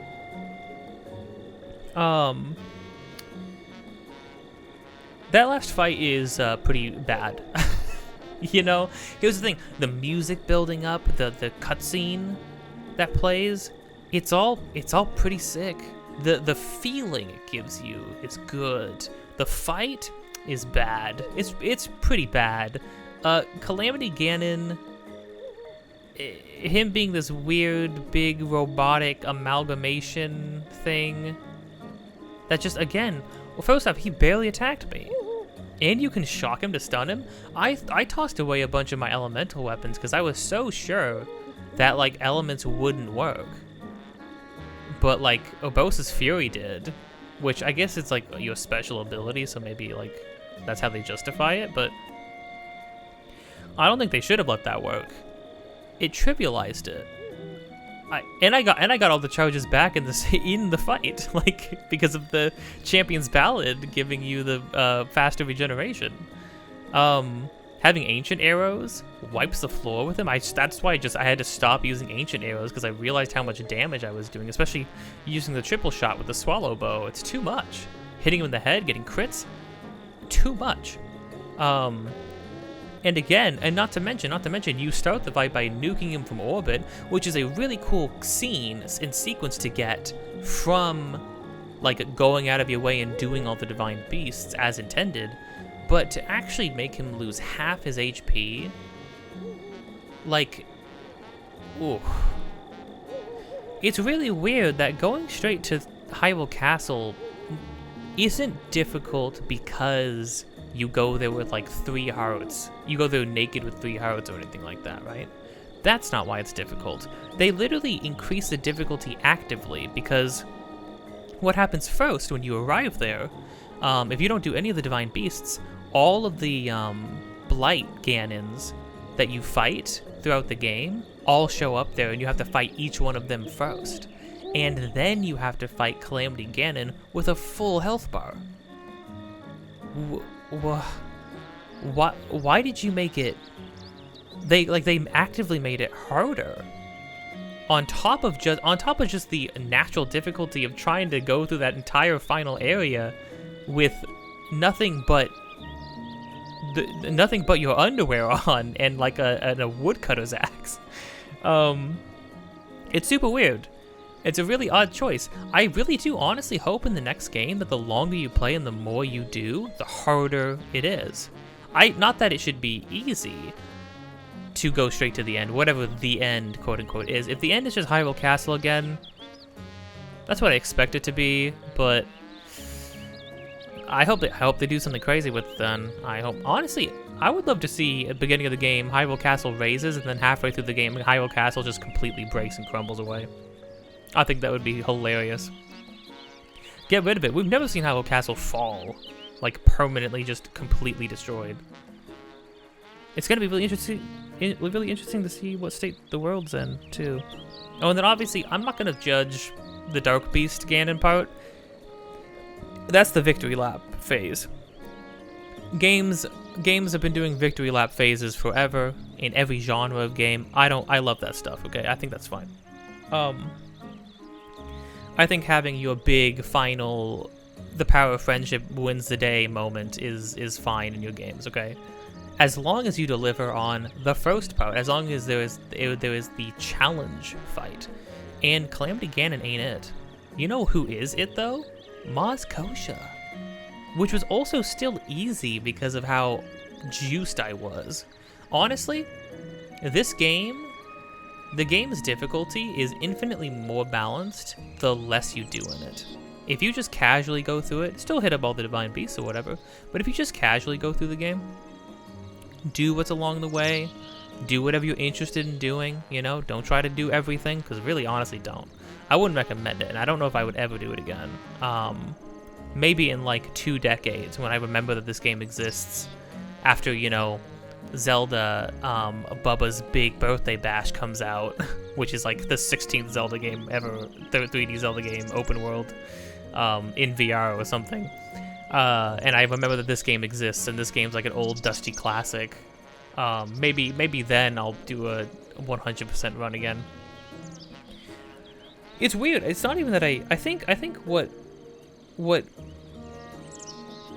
I felt very I felt a weird sense of relief doing this run, because even in like the 3-hour-long episodes where I was just wandering pretty silently, just collecting Korok seed after Korok seed after Korok seed, I was still having a good time. And maybe it's just part of my like monkey brain, you know, that like deep down thing inside your brain that likes to complete things, that likes to like check boxes, like check off tasks and stuff. But like, it honestly it revealed to me that I really do deep down sincerely enjoy this game, no matter how much criticism I hear about it on it, or how much criticism I personally agree and levy against it. I just love this game unapologetically and fully. I 100%ed it, and I had a great time the whole time. Except for that freaking apple that wouldn't spawn. I don't know. I can't even fault the devs. I was talking to my friends earlier about this, right? And some of my friends were like, yeah, screw those devs, put them in the ground. And it's like, and then my one friend who I'm developing a game with, and me were both being like, now obviously I was pissed, and I think justifiably pissed, just because of like the situation. I make it all the way to the end of the game, and the last Korok seed that I need, or one of the last Korok seeds I need, is bound to some arbitrary growing mechanic for apples, a growing rate for apples. Like, what the an hour of real life per apple? Nintendo, hello? But my friend mentioned that like they could have easily not thought about that when designing the game, because of how much stuff, how many systems and mechanics are in the game. And then on top of that, let's say they did realize that was a problem, that could very easily have been like not a priority, or not something that would have ever been a priority. And I'm like, you know what? Absolutely, and I absolutely agree with that. Like, think about this. You barely need half of the total Korok seeds in the game, or not even half of the total Korok seeds in the game, in order to fully upgrade your inventory. We are sitting on, right now, 459 Korok seeds. These are the excess ones out of 900. You do not need even half of the Korok seeds in order to fully upgrade your inventory. Do you know what that says to me? That says to me that what they expected you to do, they expected you to be a reasonable person, and if you messed up one of the fruit trees Korok seeds, you would, you know, skip it and keep on your way. Because why the heck would you sit there and wait for an apple to grow? And so what did they do? They just made all the fruit trees act the same. What? Because like that little extra time to make the Korok fruit trees act a little bit differently than every other apple tree in the game? No, why would they do that? Why would they do that? There's 900 Korok seeds in the game. There's a billion other things to do in the game. You think they're gonna prioritize how fruit grows? Nah, screw that. Now here's the thing.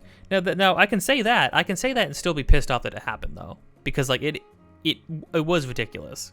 It was ridiculous, and it would be as simple as just to make it like, hey, if I go far enough in one direction on the map, then the fruit just regrows because they're apples. How many apples am I sitting on? 50. That was after I sold like over 200 apples, trying to get the fruit to respawn. You know.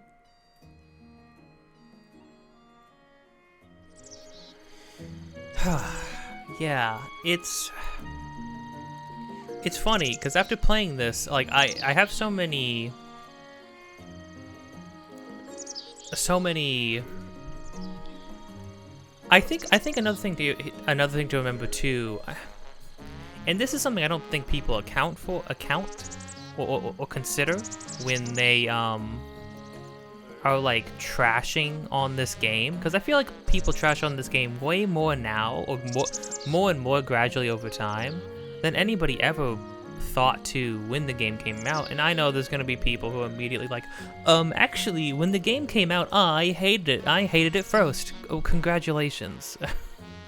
I'm so proud. No, because here's the thing.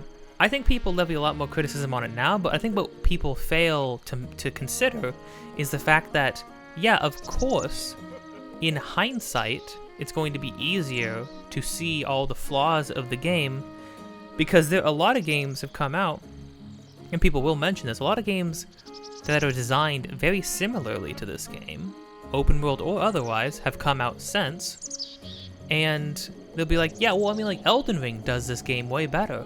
You're absolutely right. Elden Ring does do this game way better. But you know what? Elden Ring came out after this game. Like, a long time after this game. At least 4 or 5 years after, right? You have to think about that. This game was not the first open world game, obviously, but this game was the first to take the open world concept and to reduce it, pull out all of the innards, all of the sort of standardized kind of open world stuff that people had become accustomed to at that point. All the superfluous stuff, all the stuff that's like not really fun, all the number games kind of stuff, just took out its guts and just boiled it down to like the bare essence of like, what is an open world game? What do people want? What do people in their minds set out to get or receive when playing an open world game? And it gave you the bare minimum. This game is the barest form of what an open world game can be. I was just thinking about this earlier. The idea of, can a video game be empty? Is a video game allowed to be empty? I think this game kind of really tests that, which is weird, because a notably, like, something I would praise about this game is the fact that if you stand, any sightline you have will lead you to something, and that something will lead you to another something, and so on and so forth. And this, which is why you can get this endless sprint across Hyrule, going from one point to another, which is why, you know, your hero map, your hero mode can literally be, you can see and understand what happened here, right? From the Great Plateau, running from like straight line. Oh wait, oh, we're here. Oh wait, what's this? Oh wait, what's this? Oh wait, what's this over here? Oh wait, what's that? Oh wait, what's up here? What's over this? What's it? Like, look at all these paths and lines that are almost like directly straight of like, wait, what's that? Oh wait, what's this? Oh wait, what's over there? Oh wait, what's this thing? This game, and because this map is like not nearly as large as like many other maps in the game. Well, not many of the maps in the game. Many other open world games maps, right? Not nearly as large. And that of course works in its benefit. Same thing with Elden Ring. Elden Ring's map is not as large, which it feels weird to say because what? Because Elden Ring feels so jam-packed.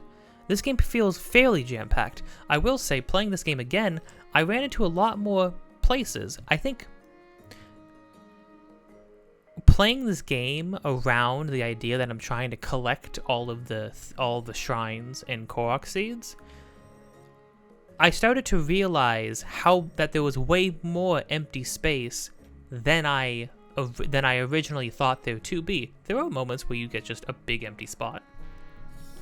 But I think I mentioned this earlier in one of the earlier episodes, those are often my favorite moments, because all there is to do is to stop and appreciate what you're looking at and where you are, and the view, and like what's around you, and the bushes, and there's some trees, and there's some bugs, and there's a couple animals. And that's all you have to do. And that's what I mean when I say, can a video game be empty and still be really good? Journey areas are extremely empty. Shadow of the Colossus, one of the most noteworthy things that people often that it's like one of the everybody when anybody who talks about Shadow of the Colossus mentions the same thing, which is how empty the world is. There is nothing to do, nothing to get. I mean, there's like lizards, and I think what was it, lizards and fish to get upgrades to your stamina and health. But in reality, even those are primarily like placed along the way to the next colossi. That world is empty. That world is devoid of extra things to do and get and see. It's just a big world. All you can do when you're riding from one point to another is look at the landscape and think, can a game do it? Yeah, of course. Of course a game. A video game can do literally anything. And think about the most unsatisfying thing. A video game could probably do it successfully if they really, really wanted to. Or if they played the cards right. Like, probably. There are literally games about like cleaning cars and houses and like trimming a lawn, and people love those games. Like, what the heck? You know what I mean? If you do it right, you can do it right. If you consider your options, you can do it right. Here's the thing though. Is it for everybody though? Is everybody going to be wandering around this world, and is there going to be the same sense of appreciation for it? No, probably not. I mean, not even probably not. I mean, absolutely not. Clearly, a lot of people don't like this game. I think some people, in their dislike for the game, shift into just like a hater mentality of like, oh, I don't just dislike the game, I hate this game. All my friends hate this game. I've always said that. Again, it's one of those like, okay, good for you. Just go play something else. There's plenty of other great games, better games than this one. I love this game. This game might be my favorite Zelda game. I would recommend people play any of the other ones. Probably, like first and foremost, if I had to recommend a Zelda game, it probably wouldn't be this one. Not this wouldn't be the first one I recommend. It'd probably be like Wind Waker, because again, I think Wind Waker is objectively probably the best Zelda game, because the Wind Waker actually does what this game does with exploration, and yet it still maintains the classic Zelda format, which is a great format that is also equally as enjoyable. They just cranked up the exploration aspect of it. It maintained that like 64 era of like exploration of like, oh, I want to like look at every inch of the map and try to see what there is to see, you know? I want to figure these things out.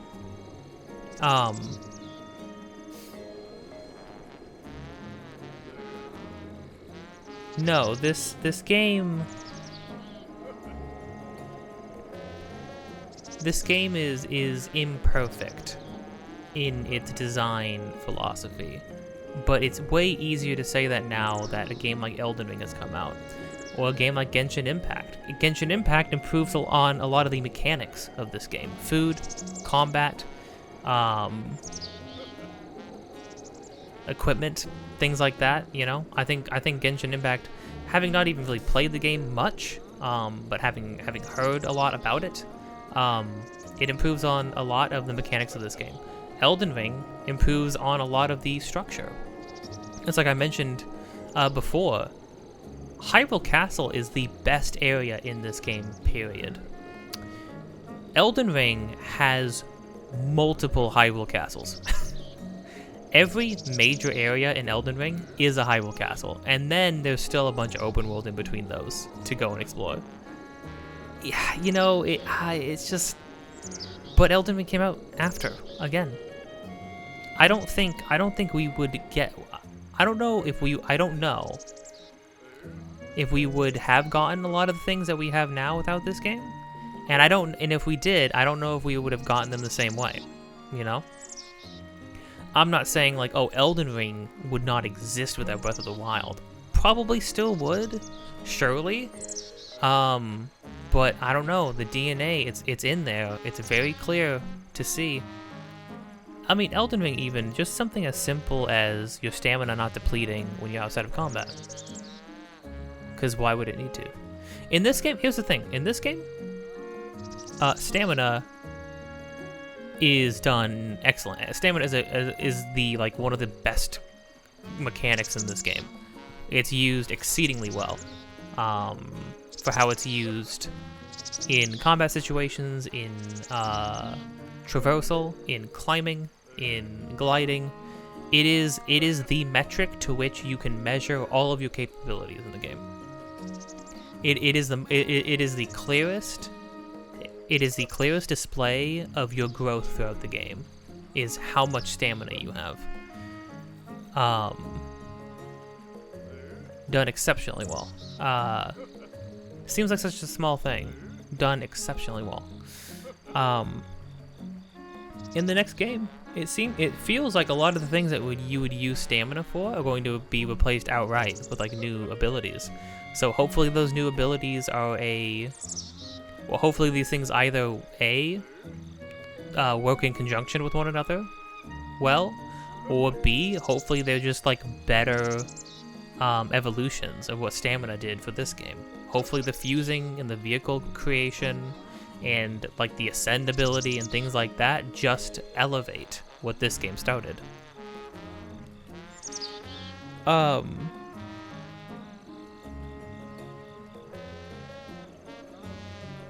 I feel like the scale of this game is really, really captured in its big moments, in its cutscenes, and the fights with the divine beasts that you have with the characters throughout the world.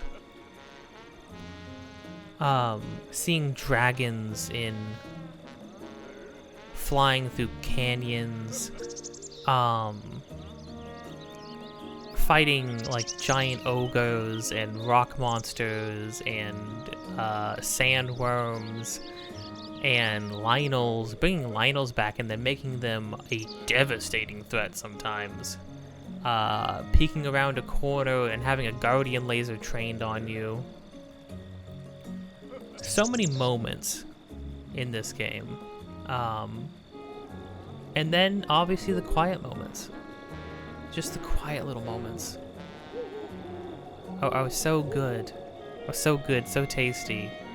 Running through the field on your horse and getting that Zelda theme just slowly bleeding through the longer you ride.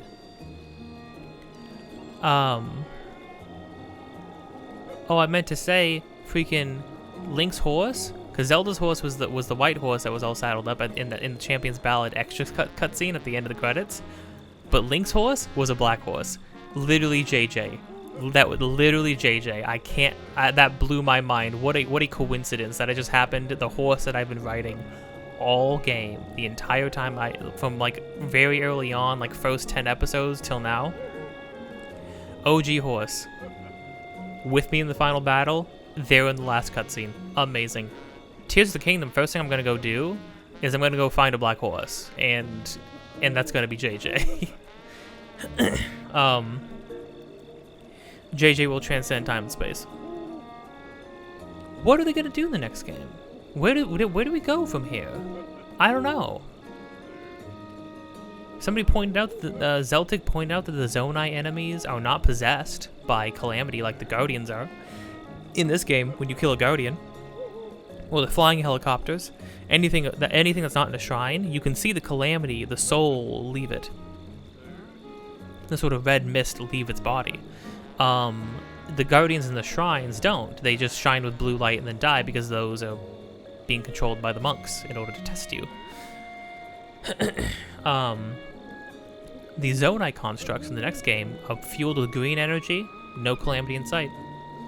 So there are going to be there's multiple factions going on again in the next game, and they're not being one is not being controlled by the other.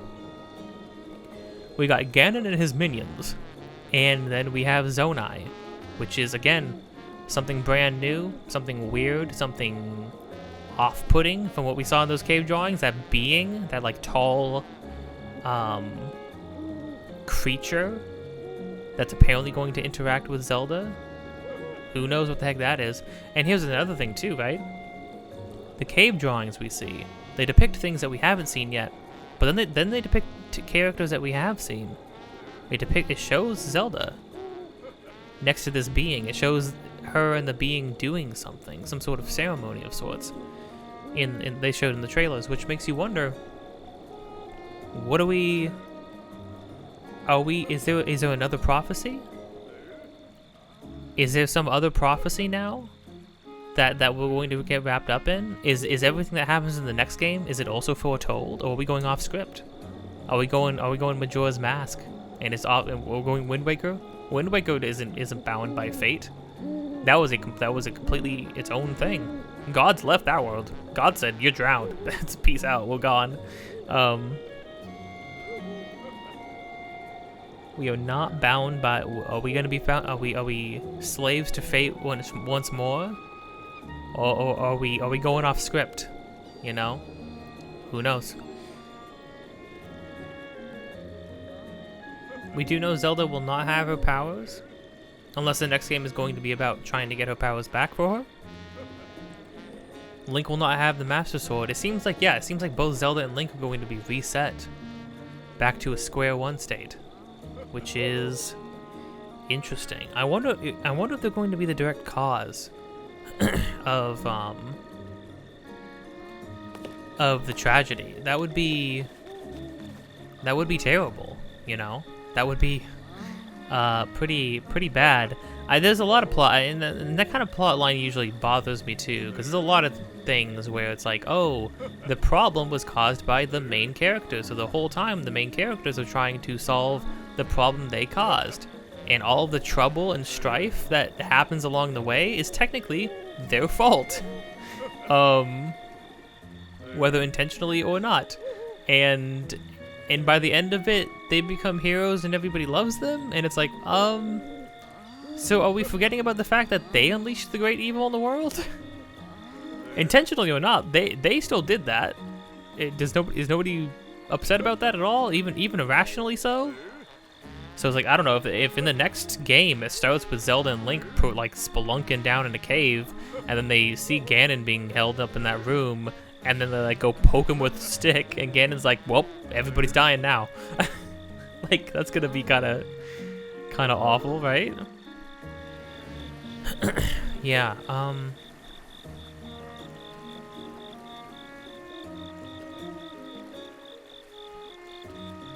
What a great series. What just a solid series of games, beginning to end. Hopefully the trend just continues. I don't think we've ever gotten a Zelda game that was just bad. At least not like one of these like main ones, right? I don't think there is one that's just like completely bad. I think even if you're not much for these games, I feel like there'd have to at least be a concession made that like, okay, at worst they are good, you know. At worst, I think they are solid or fine games, you know. So it would be shocking if the next game came out and it was just kind of awful. Again, here's the thing, that the biggest thing right now is the fact that it's a game that started as DLC, took 6 years, and now is $70. That doesn't feel good, you know. As a person buying it, that doesn't feel great. Especially since everything they've shown looks very similar to just the first game again, or this game again. I think there's a lot of things. There's a lot of improvements to have been made to this game. Hopefully, and they did not show a lot of the next game, and I don't want them to. I don't want them to show anymore, honestly. It's, as of recording this, it is April 10th, as of recording this. You don't need to show me anything else, okay? I don't want to see anything else. Everybody complaining about, oh, they haven't shown anything. They haven't shown anything. Well, yeah, of course they haven't. Since when has Nintendo really ever done that? Ever. Honestly. Sure, you have Sakurai showing stuff with Smash Brothers, sure. Nintendo has constantly, what they will do is not even let you know a game is coming out until it's going to come out in Metroid Dread. They didn't show a single trailer until they showed a cinematic slash gameplay trailer that also announced the game, and it was coming out 3 months later. And you're telling me that you can't believe they haven't been showing anything for Tears of the Kingdom? I don't remember seeing hardly any gameplay. I don't remember seeing a single gameplay breakdown of Breath of the Wild. I don't remember seeing a single gameplay breakdown. Maybe there was one, but like I remember seeing the initial trailer for Breath of the Wild, or like the teaser when the cinematic of Link getting chased through the field. I remember IG Anuma announcing that it was going to be delayed, and then I remember the game being them showing like a gameplay trailer, a big cinematic gameplay trailer, and that was it. And then the game eventually came out. So like I don't know what you people want. Nintendo constantly shows like 1, maybe 2 trailers until the game comes out. I'm surprised Pikmin 4 got another gameplay trailer. I'm shocked that it got a gameplay trailer. I also thought it was weird that it did, because it's Pikmin 4. Pikmin of all things getting gameplay? I mean, it feels like they're just doing it out of like because everybody keeps freaking pissing their pants over it. Calm down. I understand when people are like, oh, but like I don't fully agree with, oh, I mean, you're gonna buy it anyways. It's like I don't fully agree with that. It's like, yeah, I mean, the diehard fans are going to buy it, right? But also, yeah, you're right. If they want new people to buy the game, they need to show them what what it's about. Hey, you know what those people can do though? They can wait until the game's out and then see other people's reception of it. If they really want to know what it's about, they can gauge other people's reception on it. They can look at gameplay when it comes out.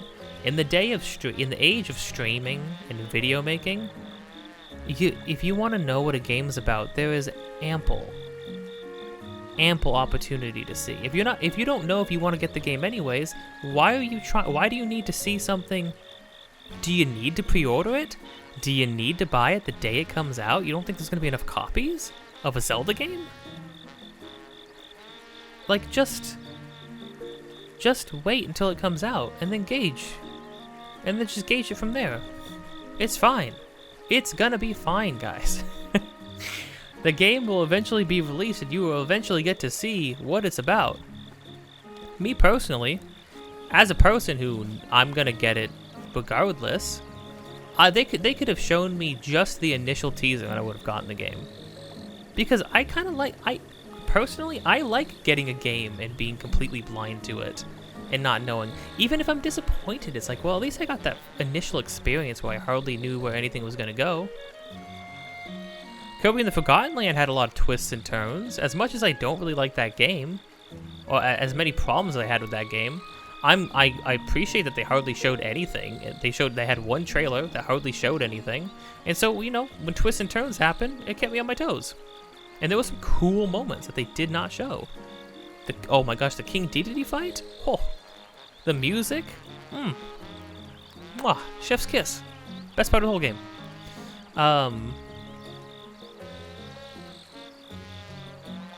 Yeah, I don't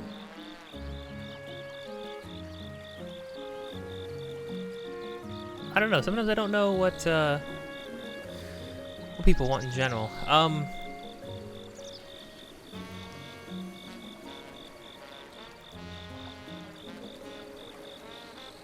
I feel like, you know, Nintendo's trying to do this balancing act of they want the playing of the game to be its own reward. And I think that, you know, for some people that's really gonna work with this game, with Odyssey, with a lot of their games, for sure. I think part of the satisfaction is feeling like you have received something, or you have been rewarded for the time you put into something. I don't think that should have to mean like experience or money or items or like some physical thing. But like you can tie that back around to mechanics, right? So like Elden Ring, what Elden Ring does, for instance, the rewards are always interesting to get because it's not like, oh, you got 300 rupees, or oh, you got a sword that can break in 2 hits. It's always like you got a new weapon. Oh, it's a new type of weapon. Oh, you got magic. Oh, you got new summons. Oh, you got this. You got a piece of armor. You got this. You got this. You got that. And all of the rewards all wrap back around into the mechanics of the game, which is the mechanics being things that you're playing with while you're playing the game, that are also satisfying to use. You playing the game is a reward. And on top of that, they're rewarding you with more ways to play the game. I think that's what Tears of the Kingdom needs to do. I think Nintendo is overcorrecting with this idea. I think that the playing of the game should be the biggest reward, but then also I think you should still trickle in. You should still trickle in like actual tangible rewards for the player on top of that. And if you wrap those tangible if you make them mechanics in the game, then you're gonna be golden, you know? If you wrap them back around into new ways to play the game. Now in Tears of the Kingdom, I think it has a high chance of achieving that because it looks like we're gonna be able to fuse anything to anything. So killing an enemy, getting their weapons or unique things, I think somebody pointed out that it seemed like some of the crazy weapons, like that bomb lobber thing that Link used in one trailer, and that one, and that like flamethrower that he used in another trailer, both of those were Zonai pieces, like pieces of Zonai tech that he had fused to his weapons and his shield. Which to me opens up the floodgates to so many possibilities. Because to me, what that says is, ooh, my ear's ringing. Cry money. What that says to me is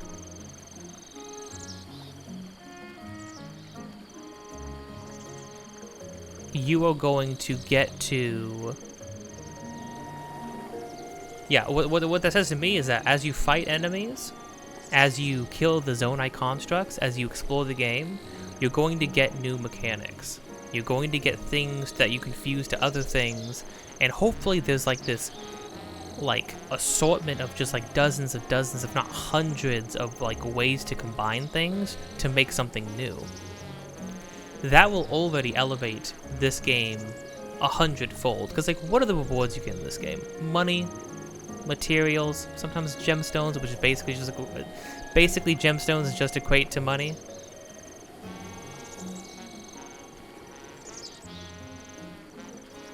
And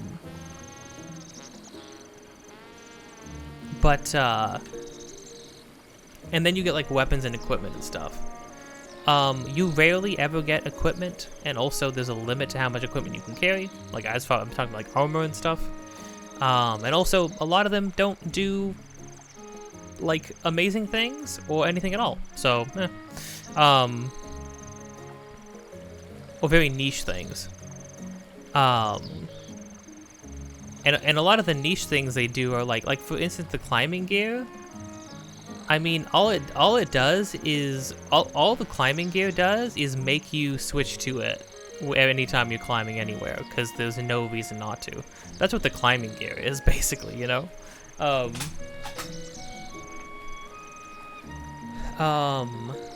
There is... And then you get, like, weapons. But weapons are fleeting. Weapons are, like... have no... They all have a time limit on them, which makes them not amazing rewards, especially since like you know that in the next you know, especially early in like the first half of the game, you know that in any fight you're immediately going to lose whatever cool new weapon you just got. You're gonna immediately lose it. So hopefully with the fuse system, in Tears of the Kingdom does is hopefully it presents you with the opportunity to make that, like, even though these weapons are going to be fleeting and like maybe like only used in one fight, hopefully what ends up happening is that when the fight's done, any weapon you have that's about to break, you can then fuse with something that you got from that fight, or something new that you find, or you can fuse it to something else into like you can fuse it to any other like number of things in order to create something brand new to use that has like a refreshed of a new durability to it. Like hopefully there's this constant cycle of discovery and renewal of these tools that you have to just constantly be able to recycle them to make new things out of them. I think that would be really cool. Hopefully that's the case. Because in this game, another thing too, that I hope that the new system also corrects is the fact that in this game, you'll get new weapons, and the only difference between one spear and the other, for instance, if you like, so you get a new spear. The only difference between this spear and the last 10 spears you had was how much damage it does. And then eventually they're like, oh, they have traits now. But the traits are usually like, oh, you can throw it, but throwing any weapon breaks it instantly, unless it's a throwable weapon, like a boomerang. It's like, oh, okay, that sucks. I was like, oh, they have more durability. Oh, okay, so it has a double durability buff, which means, which is only really useful if it's a high damage weapon, because otherwise, oh cool, I can use this 10 damage sword twice, like 3 times as long as I normally would be able to. Or it's like, you know, there's like, for as many weapons as there are in the game, one great sword compared to another great sword is completely meaningless. I mean, take this for instance. Even the Master Sword, its only thing is being able to shoot laser beams. And the laser beams suck. They're really long range. They're really long range, but they do no damage. And you have to be full health to use them. It's crazy. It's crazy. For something that's limited to how much health you have, them doing no damage is astounding. I don't know if they thought they would be OP. It's cool that it exists. I'm glad it's in the game at all. But then otherwise, the Master Sword is just a really strong, high durability sword that gets to come back. Functionally, it's no different than this, or this, or this. This is the same as this sword, which is the same as this, which is the same as this, and this, and this. Here's Wind Cleaver. Its charge attack is actually different. Where was that? Where was that more often? Why don't the champion weapons have different abilities and uses?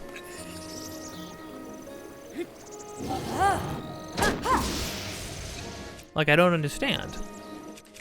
How come the only real, like, deviations from this setup are the elemental weapons, which while interesting and really cool, and their introduction is awesome, really, the best way to use them is to just hit an enemy with them once to get that quick, to use the element really fast, and then you put them away, because well, first off, you only get 3 or 4 hits with them using their element, and then they just become a normal weapon. And then on top of that, like wailing on an enemy with an elemental weapon, unless it's ice, is like kind of pointless, because all you're doing is kind of wasting its durability. Because it's not like the effects stack. Like, yeah, you can infinitely shock an enemy, but really the only useful ones are the ice weapons, because what the ice weapons do is it gives you a free crit, and so you just over and over again freeze crit. But really, that's the most useful way to use that even is to just use the frost spear, freeze an enemy, switch to something that does even more damage, and then hit the enemy and get the free crit, and then rinse and repeat.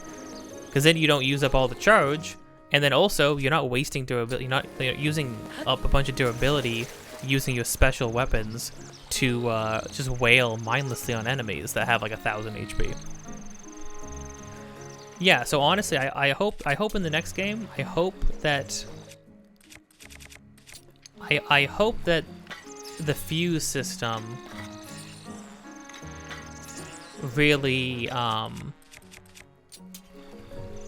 I hope it really fixes a lot of the problems with the sameness of weapons and equipment and stuff, and like the sort of lackluster rewarding for the playing of the game. Also, the fact that enemies will get to use fused weapons and stuff too. So like you can walk up to, so even though you'll be fighting the same kind of enemies probably a bunch of times, they'll have like different variants of like different kinds of weapons. Like you'll have to fight an enemy that has like a spear that's like 3 times the length of a normal spear, or an enemy that has like a board attached to a stick so it can blow you around and stuff with a gust of wind. Things like that'll be really interesting. However, I still hope there's a lot of new enemy types. It seems like there will be some unique and interesting enemies, but like they already showed Moblins, Bokoblins, and Lizalfos. Please, for the love of everything, give me more enemy types. Because after the 100th Lizalfos, I'm losing my mind. And it is not because I went and did every single Korok seed in the game. Fighting the same 3 enemies over and over again would feel just as bad 10 hours in as it does 100 hours in. That's just true. It's just true. I love this game, and I'm telling you, the enemies get boring real fast, especially because like for as like many like unique interactions and like animations and stuff as they have, they kind of like a Bokoblin and a Moblin don't really act much different to each other. The way you approach them is not very different. Lizalfos are at least a lot different, but Lizalfos are annoying, and they leave very little room or openings for like you, or opportunities for you. They don't have a lot of basically the best strategy for them is the same strategy that's the best for every other enemy, which is to freeze them or shock them or just stop them from moving, put them in stasis or something. That's kind of just ends up being the best thing. Lionels are great. Lionels are a great challenge. Honestly, I think they're infinitely more, like, they're way better designed Lizalfos. If a Lizalfos had, like, a Lionel's damage output, it would be the worst enemy in the game. It would be the worst thing ever. Because Lionels actually have a lot of opportunities to hit them. They have openings, they have, like, weaknesses, they have opportunities to strike. If you're really on the ball, there's a lot of extra opportunities you can make yourself. And all the while, they can only be put in stasis for like 1.5 seconds, and they can't be frozen or shocked. So I mean, like, and yet there's still ample opportunity to be able to go on the offensive. Bosses are okay. I want to see a lot more different kinds of bosses, and I want the unique bosses, the big story bosses, to be way more unique and interesting from one to another. I want them to be. It's crazy to even say that because this is a Zelda game, right? It's crazy to say that the bosses all felt kind of samey, because Zelda is known. One of the coolest things about a new Zelda game is like anticipating what the next boss will be. Is going through the dungeon, seeing how the dungeon is themed, and like wondering what the boss is gonna be. In this game, after you go through the second Divine Beast, you realize, oh wait, each one is going to be a blight, and it's gonna have like a different weapon. But they're like, it's all basically the same thing. Just hit him a bunch. The phase twos range from inconsequential to a little annoying, you know, which is a shame. The last boss is not great. Maz Koshia is an example of how amazing bosses. Oh, Maz Koshia and actually Master Koga, even Master Koga, as goofy and like as easy and simple and goofy as that fight is, it's a completely unique boss. He also has like he's a completely unique boss that has puzzle elements to him. There's like you know, having to turn his attacks against him, having to like drop his metal balls that he summons on his head, or like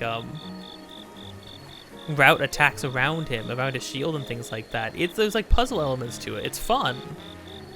And it's a shame because what those two bosses demonstrate is how interesting the boss designs with this game's mechanics could be. Like the Maz Koshia fight is a all-out brawl. It has like 4 or 5 different phases to it, and each phase is throwing new elements at you, and some of them are like doubling up on past elements. And on top of that, so it's both like working your brain and working your like reflexes with your freaking with like aiming shots, freaking deflecting stuff, blocking stuff, getting attacks out when you can. It's great. It's an amazing boss. It's the best boss. It still feels like it could use a little bit more, and obviously as beefed out as I was by the time I got to it, it was extremely easy. I hope the next game gets hard, not in an unfun way, in a good way. I want a good difficulty scaling. Honestly, I would like it if the things in the game scaled with you, you know? If like if the main bosses in the game scaled depending on how, like whatever invisible EXP system they use, I would like it if the story bosses scaled with you in order to be able to match you. So by the time you get to the end of the game, you're fighting like Supreme Overlord level freaking Ganondorf. If Ganondorf is who you fight at the end of the game, who knows? Maybe it'll be something Zonai. Maybe. I like to think that Ganondorf is a red herring. I bet the game is going to start with, oh, Ganondorf's the bad guy, and then you're gonna fight him and defeat him like halfway through, and then something's gonna happen. What if Ganondorf's like, I'm trying to break the chains that bind us to this fate. I'm trying to break this cycle. And then freaking the goddess comes down, and she's like, this becomes like fanfic territory, but then the goddess freaking comes down and is like, nope, I can't let you do that, Star Fox. And then what if you had to work with Ganondorf using Zonai stuff, which is completely different. Sheikah stuff seems to all be ancient, powered by goddesses, like ancient goddess technology, right? But the Zonai stuff seems to be its own thing. It doesn't seem to be pulling from the same energy, the same blue energy, like the holy goddess Sheikah energy, right? What if you have to use the Zonai stuff in order to go against the ancient tech, to go against the monks and against the goddess, to try and break free of this endless cycle? Again, the symbol for Tears of the Kingdom is the Ouroboros. Serpent eating its own tail, endless cycle. Thoughts and feelings. I could rant and ramble about any little detail in this game. Terry Town is still an amazing quest, and then realizing what the word Terry means, that it means to overstay, to unintentionally linger, or to avoid leaving a place, really just hits when you get all the way to the end of the game, and Hudson, sorry, I'm still calling him Terry, and Hudson asks you, hey, don't you have something important you gotta do? When you say yes, he says, well, okay, well, you better go do it. I mean, I appreciate all the help that you gave me here. But there's a lot of other people that need help out there. He's like, you don't got the luxury of tearing around here anymore. And he's right. Link is a character we've seen time and time again who is burdened with the task of correcting the wrongs that befall the world before him over and over again. And he's tasked with doing so because he is 100% willing to, no questions asked. It will be interesting to see how far the next game pushes him. How after all of the work and all the trials he goes through in this game, finding a way, like piecing together his past, creating a new future, and putting to rest all of the things that came before him, all of the past strife and challenge and death that came before him. How far is the next game going to push him when all of this world that he fought for, that he fully explored and fought for, gets threatened and potentially destroyed all over again? Like, what's that going to do to a person? I guess we'll find out. Hopefully, he'll have Zelda by his side. Hopefully. It'll be interesting to see where all these characters go. I hope all the characters in the next game are characters from this game. Whether like main cast or the tiniest random random NPC. I hope all of these characters come back in some way.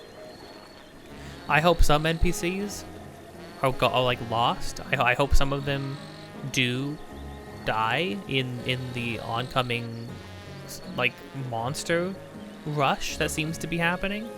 Not because I really want not because I want characters to die, but because I think that is what the stakes need to be. I think there needs to be a feeling of loss. I think the stakes need to be established very early on. How is the next game going to go? Like, how serious is this new threat?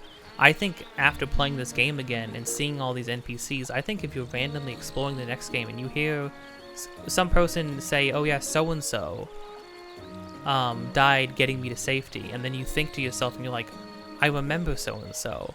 I went and like got dragonflies for them or something, or I went and baked them a cake, or I went and they helped me discover a shrine. And then you realize that they're gone now. I mean, come on, right?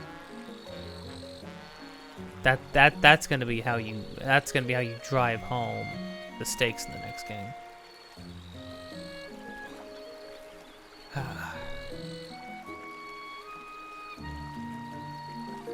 This is a game about, above all else, I think this game is about redemption. Redemption, no matter... redemption regardless of what is achieved from it. Redemption for its own sake.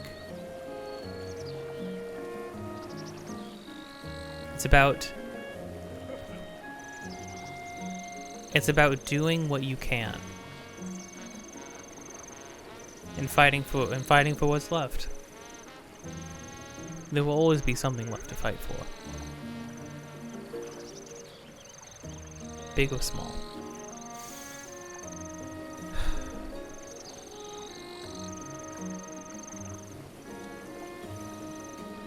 Well, I don't know when this will come out.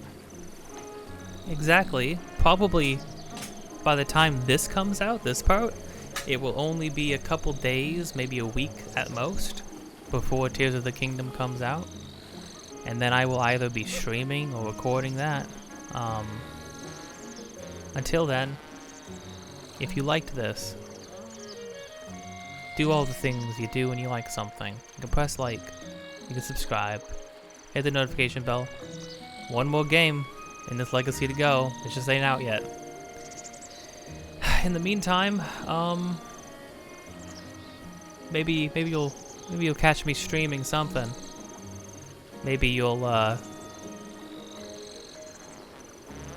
a lot of parts to edit still, but yeah.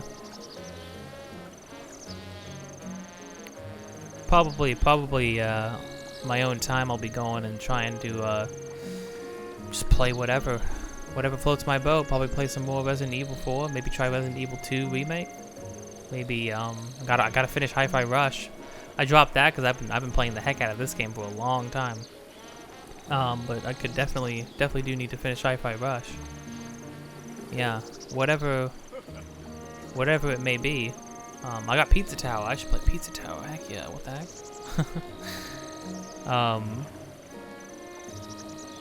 Just do whatever I can, sort of take a step away from Zelda for a while until Tears of the Kingdom comes out. Walk into it with a fresh mindset. I love this game though. From the bottom of my heart. I love all these games. I don't know when the next time I'll be playing any of these games will be. But whether I do or not, I play them now. And that matters. See you next time.